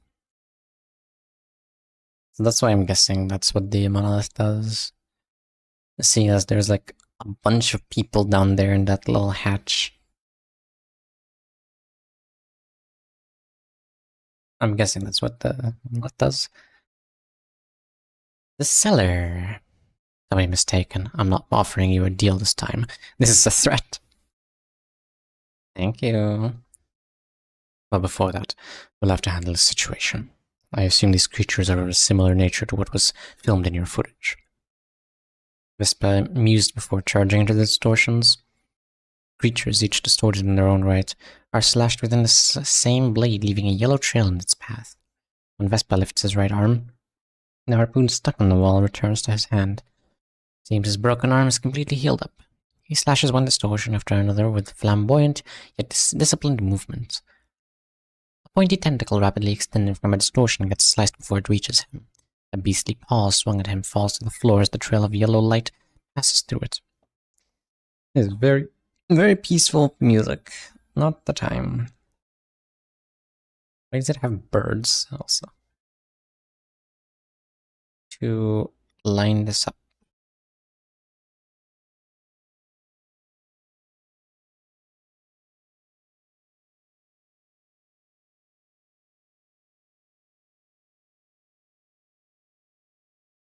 It's a bit difficult to do that. Toby Fox. That's your credits. Tobias Gabi Fox.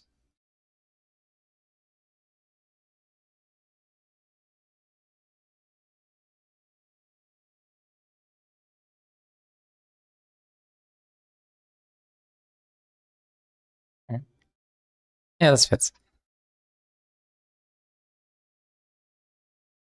The paw swung at him, falls to the floor as a trail of yellow light passes through it. After neutralizing its distortion, Vespa thrusts his sword and harpoon into them to end them for good. The subdued distortions soon restored their human form, albeit as corpses brutally slashed and cut.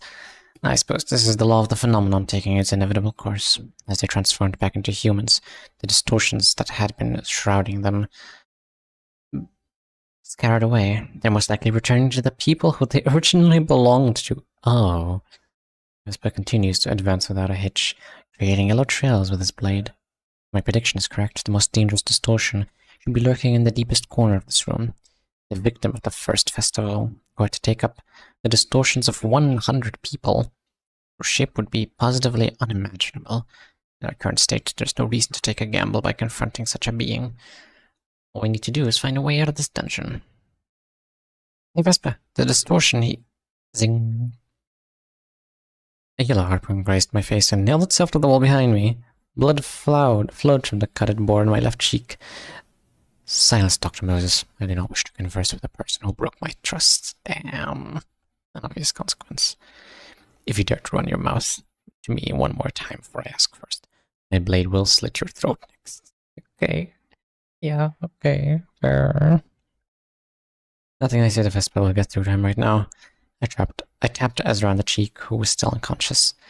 There is no mask on Ezra's face, which means Dewey has a hold of Ezra's distortion among many others. For Ezra to come back to her usual self, Dewey must die. This is the causality. I cannot solve the distortion here using my usual methodology. There are the distortions of so many people emerge into one. It's impossible to face the pasts of each and every one of them. The only option remaining is to physically dismantle them like Vespa is doing. However, as a result, while Ezra could return to normal, we will have to kill all 45 people trapped in the cellar. Moreover, what will become of the townsfolk who will all be subject to the accumulated backlog of drone distortions pouring back into them at once? Oh no. While it may be possible to solve their distortions, that only possesses a single texture each as opposed to the amalgamation down here. Those distortions will be severe, to say the least. Distortion of a singular pattern. Now I see the picture. It was that son of a bitch Han Hee-jun's design to cause this. Distortions tangled with impurity are not what the dissociation needs. A pure distortion manifested from a single person. If we took care of all the distortions in the cellar, there will be 57 unmixed distortions overground up for grabs. Saving everyone was never a viable option in the first place. There was no saving this town the moment the townspeople started passing their distortions onto one another. The most reasonable choice I can make is to help kill the distortions in the cellar, and to solve the unmixed distortion that will manifest at the town hall above with my methods. If I woke Ezra up and just ran away with her, I'd fail to save anyone. I need my smoking pipe, but the pipe is in Vespa's possession. Yuria, is there any equipment in your workshop I could use? Huh? Are you going to use it yourself, detective? Yes. Those gadgets were all made with Ezra's Xianbei's strength in mind. The force will be too strong for you to handle. I just need something that can land one huge blow. This prosthetic arm can deal with the recoil. Wait here a second, then I'll fetch something useful from my atelier. Yuri ran to her workshop. I searched the room for Dewey. Ezra can regain consciousness once Dewey has been disposed of. With Ezra awake, I'll be able to talk to Vespa without losing my head. Many times have I sacrificed the lesser for the greater in my life. Whenever I make such a choice, I can't help but feel as if a corner of my heart were being cut out. This music does not fit. Bring back the Deltarune, please. I mean, the All Night. It was the perfect fit for all music.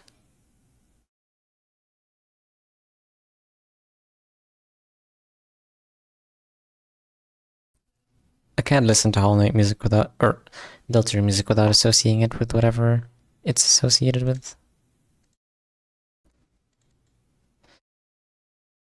Yuri ran to her workshop. Wait here a second, I'll fetch something from my atelier. Yuri ran to her workshop. I searched the room for Dewey. Ezra can regain consciousness once Dewey has been disposed of. I'll be able to talk to Vespa without losing my head. Many times have I sacrificed the lesser for the greater in my life. Whenever I make such a choice, I can't help but feel as if a corner of my heart were being cut out. I see a distortion that appears to be Dewey crawling in a corner. It's not hostile. It wriggles on the wall, spewing butterflies, bubbles, paint, and other things from its body.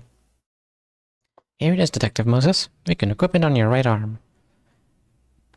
Yuria handed me a giant glove. It looks like a power gauntlet made for EZRA. Careful, Detective. The device was built specifically for EZRA's Xiaomei to use. I put the gauntlet on. Yuria, how do I use it? Clench and unclench your fist twice, and then make a fist. Throw a punch once the gauntlet turns red. What I can do for them is to end them in a single blow and make it as painless as possible. Dewey may not be aggressive for now, but they may retaliate fiercely if I provoke them. I closed and opened my hand, as Yuri instructed. The glove vibrates, releasing hot steam. My hand was always forced, even when there seemed to be choice. There was always a right answer. I was obligated to choose. The glove was heated. Streams of steam escaped, creating an intense noise. Vespa turns his head to catch a glimpse of me, then goes back to slashing distortions. I threw my fist at the wall. The sound of crushing flesh and exploding mechanical parts rang through the cellar. Detective Moses! Yuria shouted. Grr. I got out a painkiller from my pocket and injected it in my chest. Damn! Dewey returned to human form, or at least their lower half did. No one will be able to tell that this cadaver was Dewey with this upper half missing. My face and clothes are smudged with bits of flesh and blood. The prosthetic arm has been reduced to pieces from the recoil, its components scattered all over the floor. My right shoulder was gone along with the arm. As Yuria expected, the force of the device was simply too strong for my body. Damn, how strong is EZRA? It served its purpose nonetheless. A mask appeared in Ezra's face. I ambled to her and moved my left hand with as much strength as I could muster to wake her up. Detective? You're awake. What happened to your arm this time, Detective? Oh, Detective, you've done it again, getting yourself hurt while I'm away. Ezra scolded me in a tearful voice. It's not like I've voluntarily walked harm's way. Okay, now, I need to get my pipe back from Vespa. Vespa? What is he doing out here? He's made a quit fall already. Talk about inexorable. I'll explain the details later. Ezra can't manifest sacrament like the last time, because Yuria couldn't use her workshop to make more pendants. But we can still bluff. Ezra, stay alert and ready yourself for combat. A harpoon will come our way in a moment. I quietly whispered to Ezra, and she nodded as she put on her combat glove. Hey, Vespa! A flash of yellow light caught my eye. Zing! A harpoon came hurtling towards me. Ezra quickly deflected it by kicking its shaft with her right leg. The harpoon fails to reach me and gets stuck on the floor.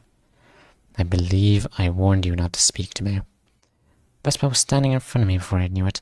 He was covered in bits and pieces of distortions as well. Do you wish to put a conclusion to our conflict now? Vespa said, sweeping up his rumpled hair.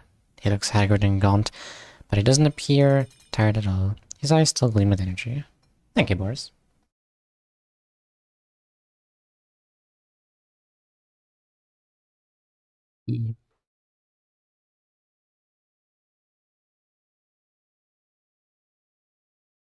Think you can handle us in that condition? Shaking dust off her hands, Ezra boasted. Don't be mistaken. I'm not offering you a deal this time. This is a threat. I looked into Vespa's eyes. If you don't follow my orders, you will die here. Besides, we're in District 11. Did you just say District 11? Vespa lets out a deep sigh. It's understandable that this news would hit him like a bolt from the blue. Then again, we merely did what we could to survive, and Vespa hunted us in order to get his work done. I shouldn't let emotion get in the way of this factual matter. What do you want this time, Dr. Moses? My pipe. Vespa took the pipe out of his coat and tossed it to me. I caught it with my left hand. In my right arm, I ate it. After all, I had to survive by any means. What do you mean I ate it? Bruh. What? What? I mean, it makes sense, but like, what? What a slap in the face. In that instant, Ezra charged at Vespa with incredible speed. Ezra struck Vespa in the right cheek with her fist. Vespa instantaneously retaliated by striking his left knee into her chest. The two got into a melee unfazed by each other's blows. What a doggish mess. I mean, fair. Normal day in District 23. I mean, actually, it's District 11 now, but they were in District 3. Wait. Wait, no, that's... wait, no, that's the Cannibal Cafe, right? Forgot about that. At least didn't eat the...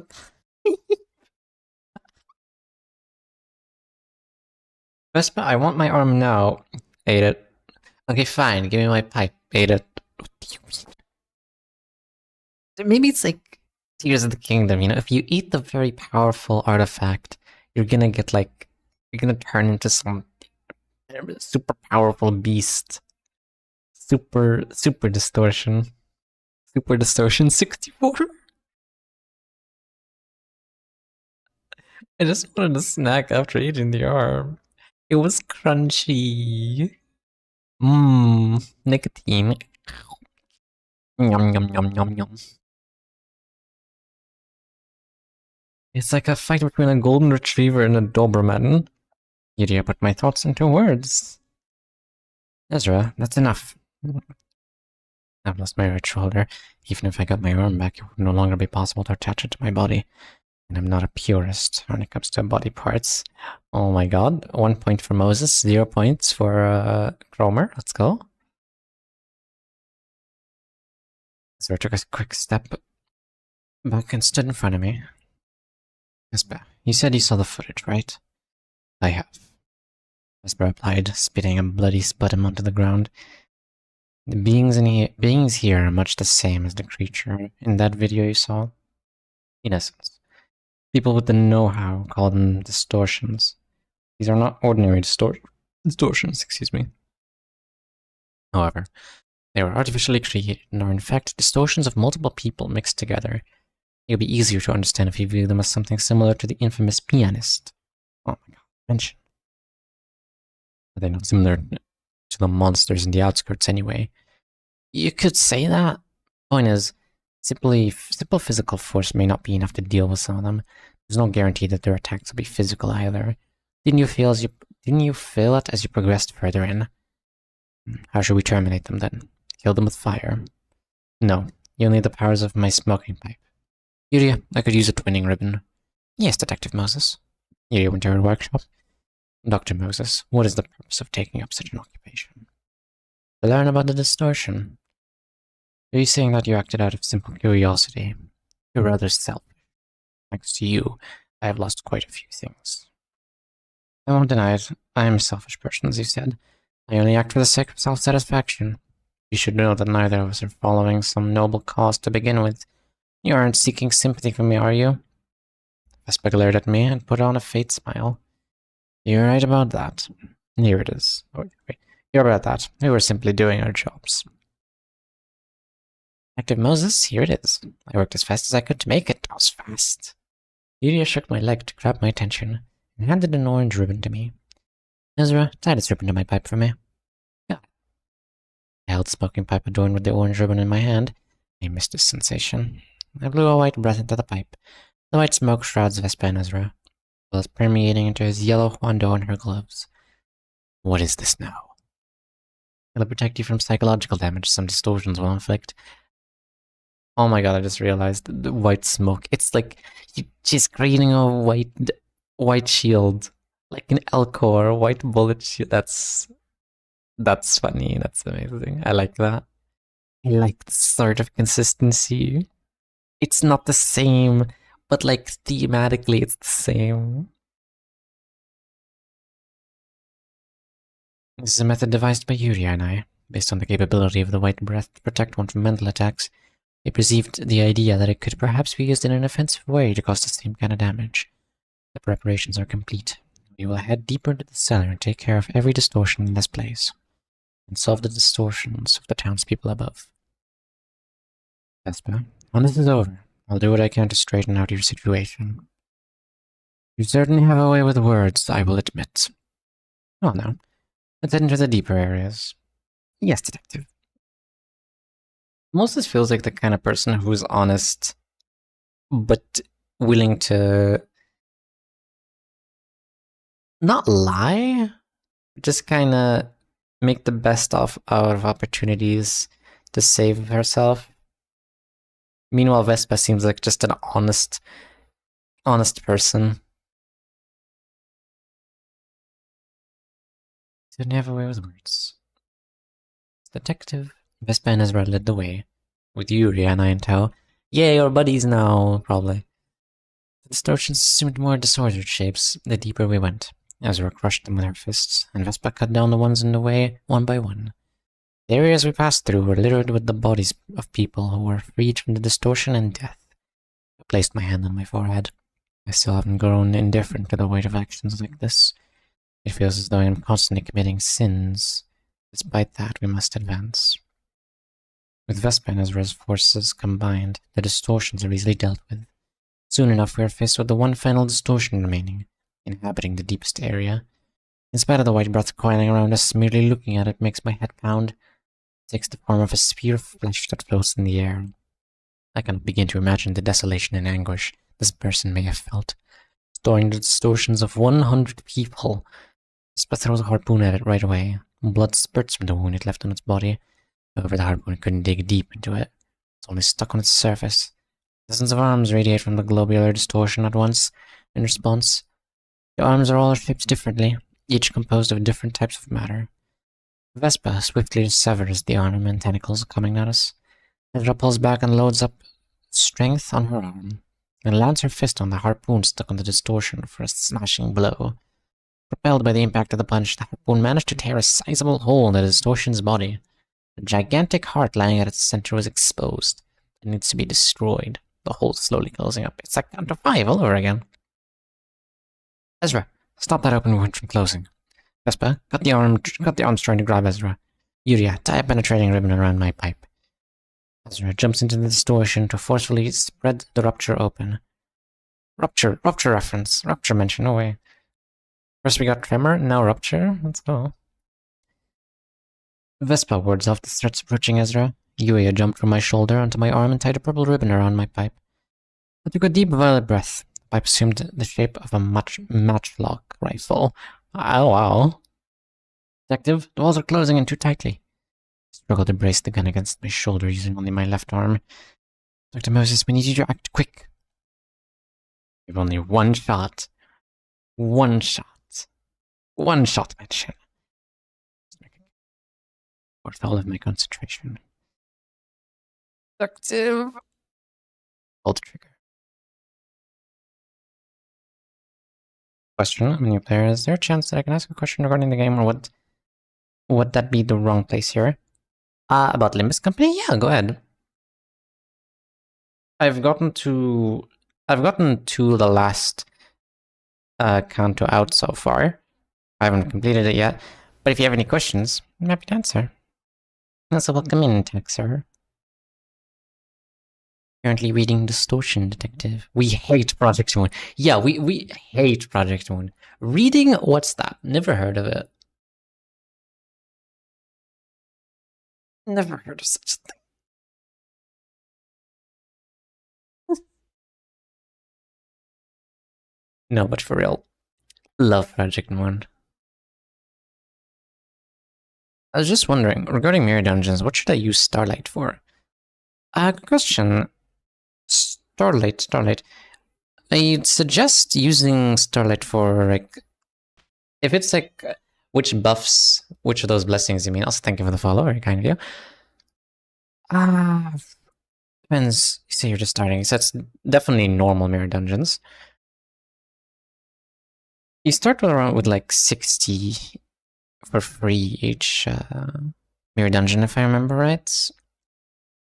I need to look it up again. Starlight, blessings. Opinions vary.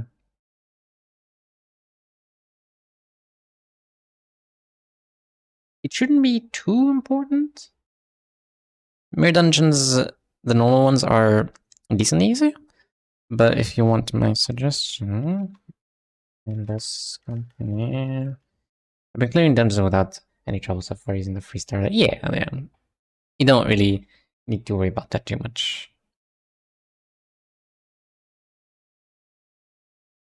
Yeah,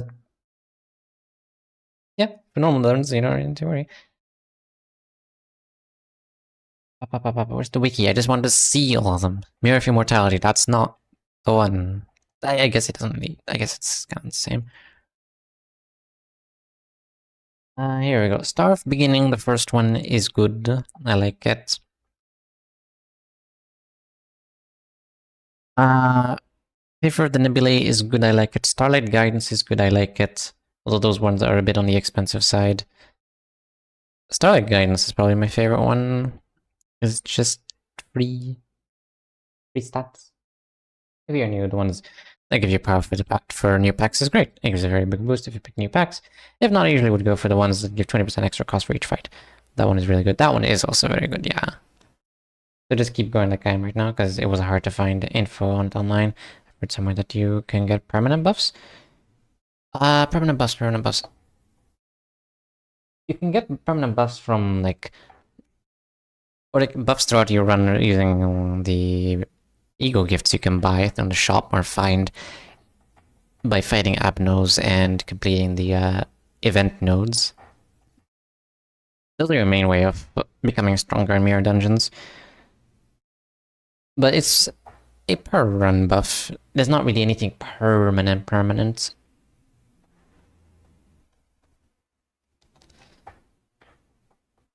Some ego gifts are just very, very good in general, regardless of what team you're running. Poise is always good.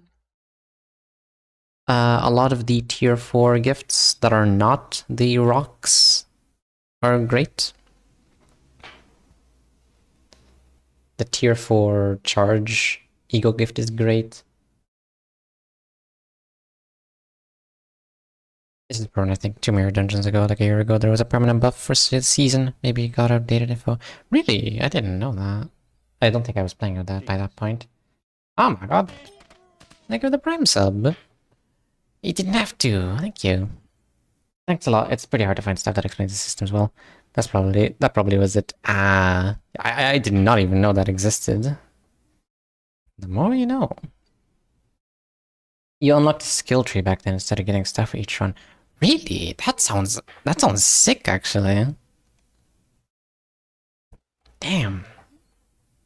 That sounds so much more interesting than the current season. What the heck? Why can't they bring that back? Yeah. I hope they do.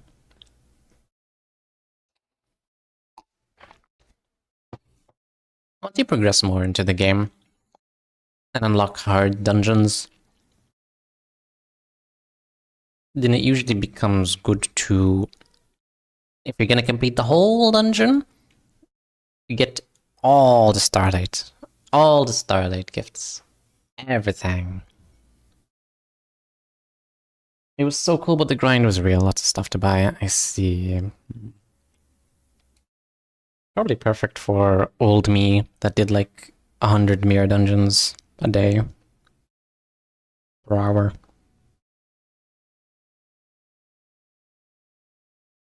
Best of luck with your endeavors, Texer. Thank you again. No worries, any questions, ask away. We're all here to help. Yeah. Wait, is there a reason to do mirror dungeons without having the 5 energy thingies? Without having those? No. You can only claim the rewards if you have the energy thingies. You can do a mirror dungeon if you don't have them. Wait until you have the encephalo modules, and then just go into the results screen immediately and then claim. Like, you can save the rewards until you have the energy for it. That's like the only reason to do it if you don't have it. Just to save it for later. I see. Yeah. Alright. Yeah. Mirror dungeons are mainly useful for getting a good bit of lunacy if you do the 3 mirror dungeons per week, and many boxes, which you can use to shard whatever ID you want. I really love the game so far. I played like 50 hours over the past week. Damn! But there's so much that you have to figure out compared to most other games. There is a lot. That is true. I've spoken with someone who played with another gacha game. I don't know which one it was. It might have been like Zenless Zone Zero, something. They said they tried Limbus, but they couldn't really get into it because there was just one. The combat was confusing, and I understand that. I was like, what am I looking at? What is this arrow spaghetti? What is this spaghetti I'm looking at each time I looked at a fight? It's Limbus Company is a wonderful game, but it definitely takes a bit of effort to understand everything and read. The game is somewhat complex, but if you haven't played the previous games, yeah, especially. Runa at least teaches you the basics of clashing and speed and stuff. It took me way too long to understand how clashing works. Yeah. Take your time. Don't worry if you don't understand and at the start. You'll get it. I didn't know that I can offset until count of 5. Same! I think most people don't know that you can offset until count of 5, and they learn the hard way that you can't offset counters. But no spoilers, no spoilers. 448 felt really rewarding because I did struggle for like 1.5 hours figuring out the boss, not being able to win. Just win rate spam for the first time. Yes, I love not being able to win rate spam. I love having to use my brain. That's why I play the game 15 levels under the recommended. For me, that's like the most fun way to play the game. It basically prevents me from win rating most... No, even like the very basic fights I can still win rate. The bosses though, absolutely not. I will be pulverized. 448. That's like the last fight in God of 4, right? If I remember right. That one was good. What was that? What was that? Dongbek. I don't know if it's Dongbek or Dongbek. Dongbek. Oh, okay, Dongbek. Okay. Yeah, that one is a tricky one. It's like the first. It's the first hurdle, the first major hurdle that players encounter. It's like pre-finale fight. Yeah, I remember. Having to focus something other than the boss can definitely throw some people off. That's the good feeling. Having a real roadblock and having to think is so fun. The real effort and the real reward. Yes, absolutely. And the real effort is spending 9 hours per stream fighting a single boss when you're like 30 levels under. That's like that's the fun. That's the fun. I will never forget. I'll never forget that stream. I was stuck on one boss during the Arknights collab because I wanted to play it because I knew they would disappear, so I had to play it like 30 levels under. It was amazing. The real effort. Fluid sack spam. Fluid sack is the goat. Faust fluid sack is the absolute goat. I even had to read for that one. Oh no, I'm so sorry. Reading is a terrifying experience. I mean, it teaches you many things early. I think that's good.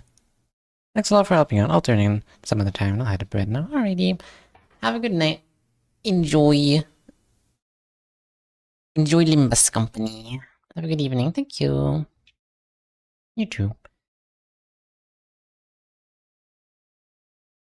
Where was I? The bullet flew past Ezra's head and hit the distortion's heart. The bullet flew past Ezra's head and hit the distortion's heart. The spherical distortion squirmed and boiled for a short while, and then used a dream nail. Hell yeah. That's the real secret weapon. I think the dream nail is the knight's ego. You think the knight can unlock ego? Then blew up with a deafening blast. A stream of distortions poured out from where it was and flowed away. My favorite genre of antagonist. A floating shape. They did it in Evangelion. They did it here. They did it in Deep Rock Galactic. I love my floating geometrical shapes that emanate ominous noises. That's my favorite gender. I mean, Knight does seem to have a mind, does it? Or a will? Yeah. It's not like a... Just so we're talking about the same thing, the Knight as in the Knight in Hollow Knight, not the Knight in Arknights. Though they both have Knights in the name. It's not a pure vessel. So technically it could. Technically. You know, that's something I haven't seen. Hollow Knight in the style of Limbus Company. Now that's an untapped market right there. If only I had the willpower. I still have 2 sprites I need to finish, and then I need to work on your drawing, Oro. Covered in blood and flesh, we stood before the corpse of a young person whose heart was punctured. Damn. A young person. It's 25 chapters. I think, since I have to stop at 9 PM anyway, this is as good of a time as any to end the whole... Oh my god, that's Aura. Okay.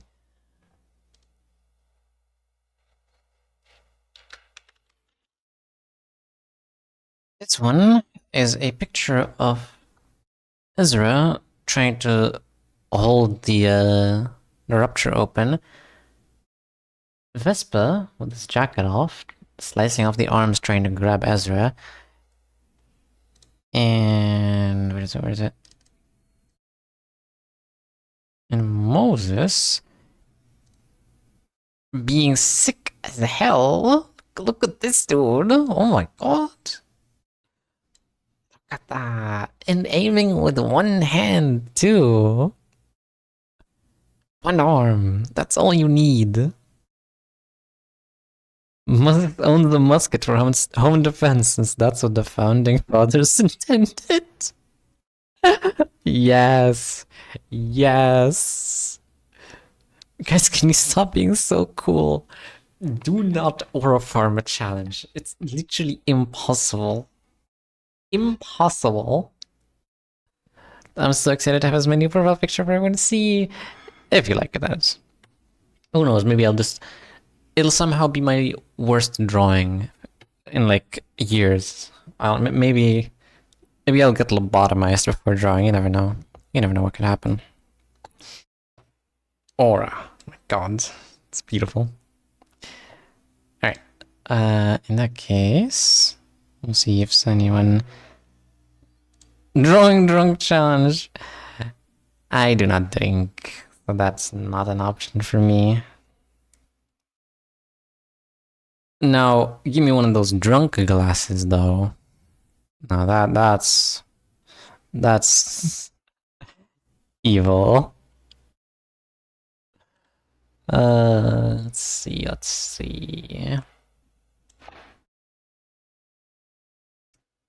Okay, the usual ASMR channels on my following. I don't know why. You know, I've been having a suspicious amount of ASMR channels. They started as non-ASMR, and then they figured out the meta. The meta. Good stuff.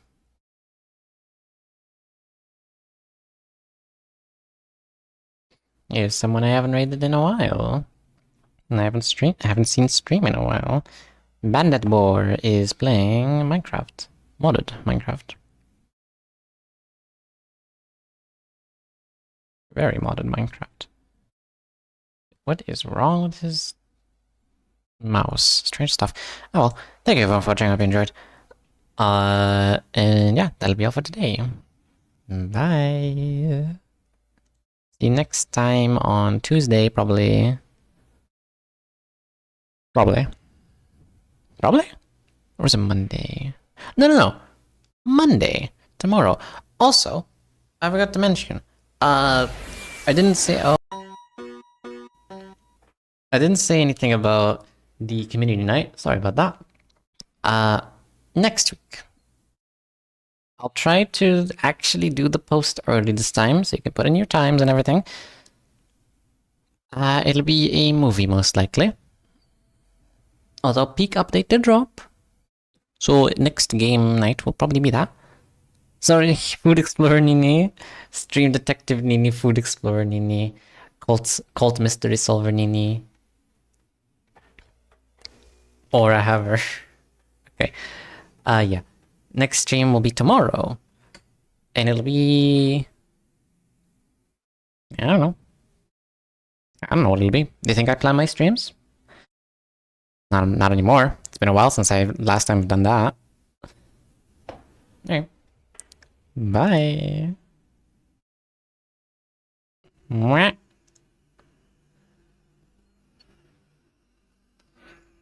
More reading, possibly. Maybe. Could be. There's a chance. It could be more reading, or it could be some BS. That's the true spirit of the Nino's Cat channel.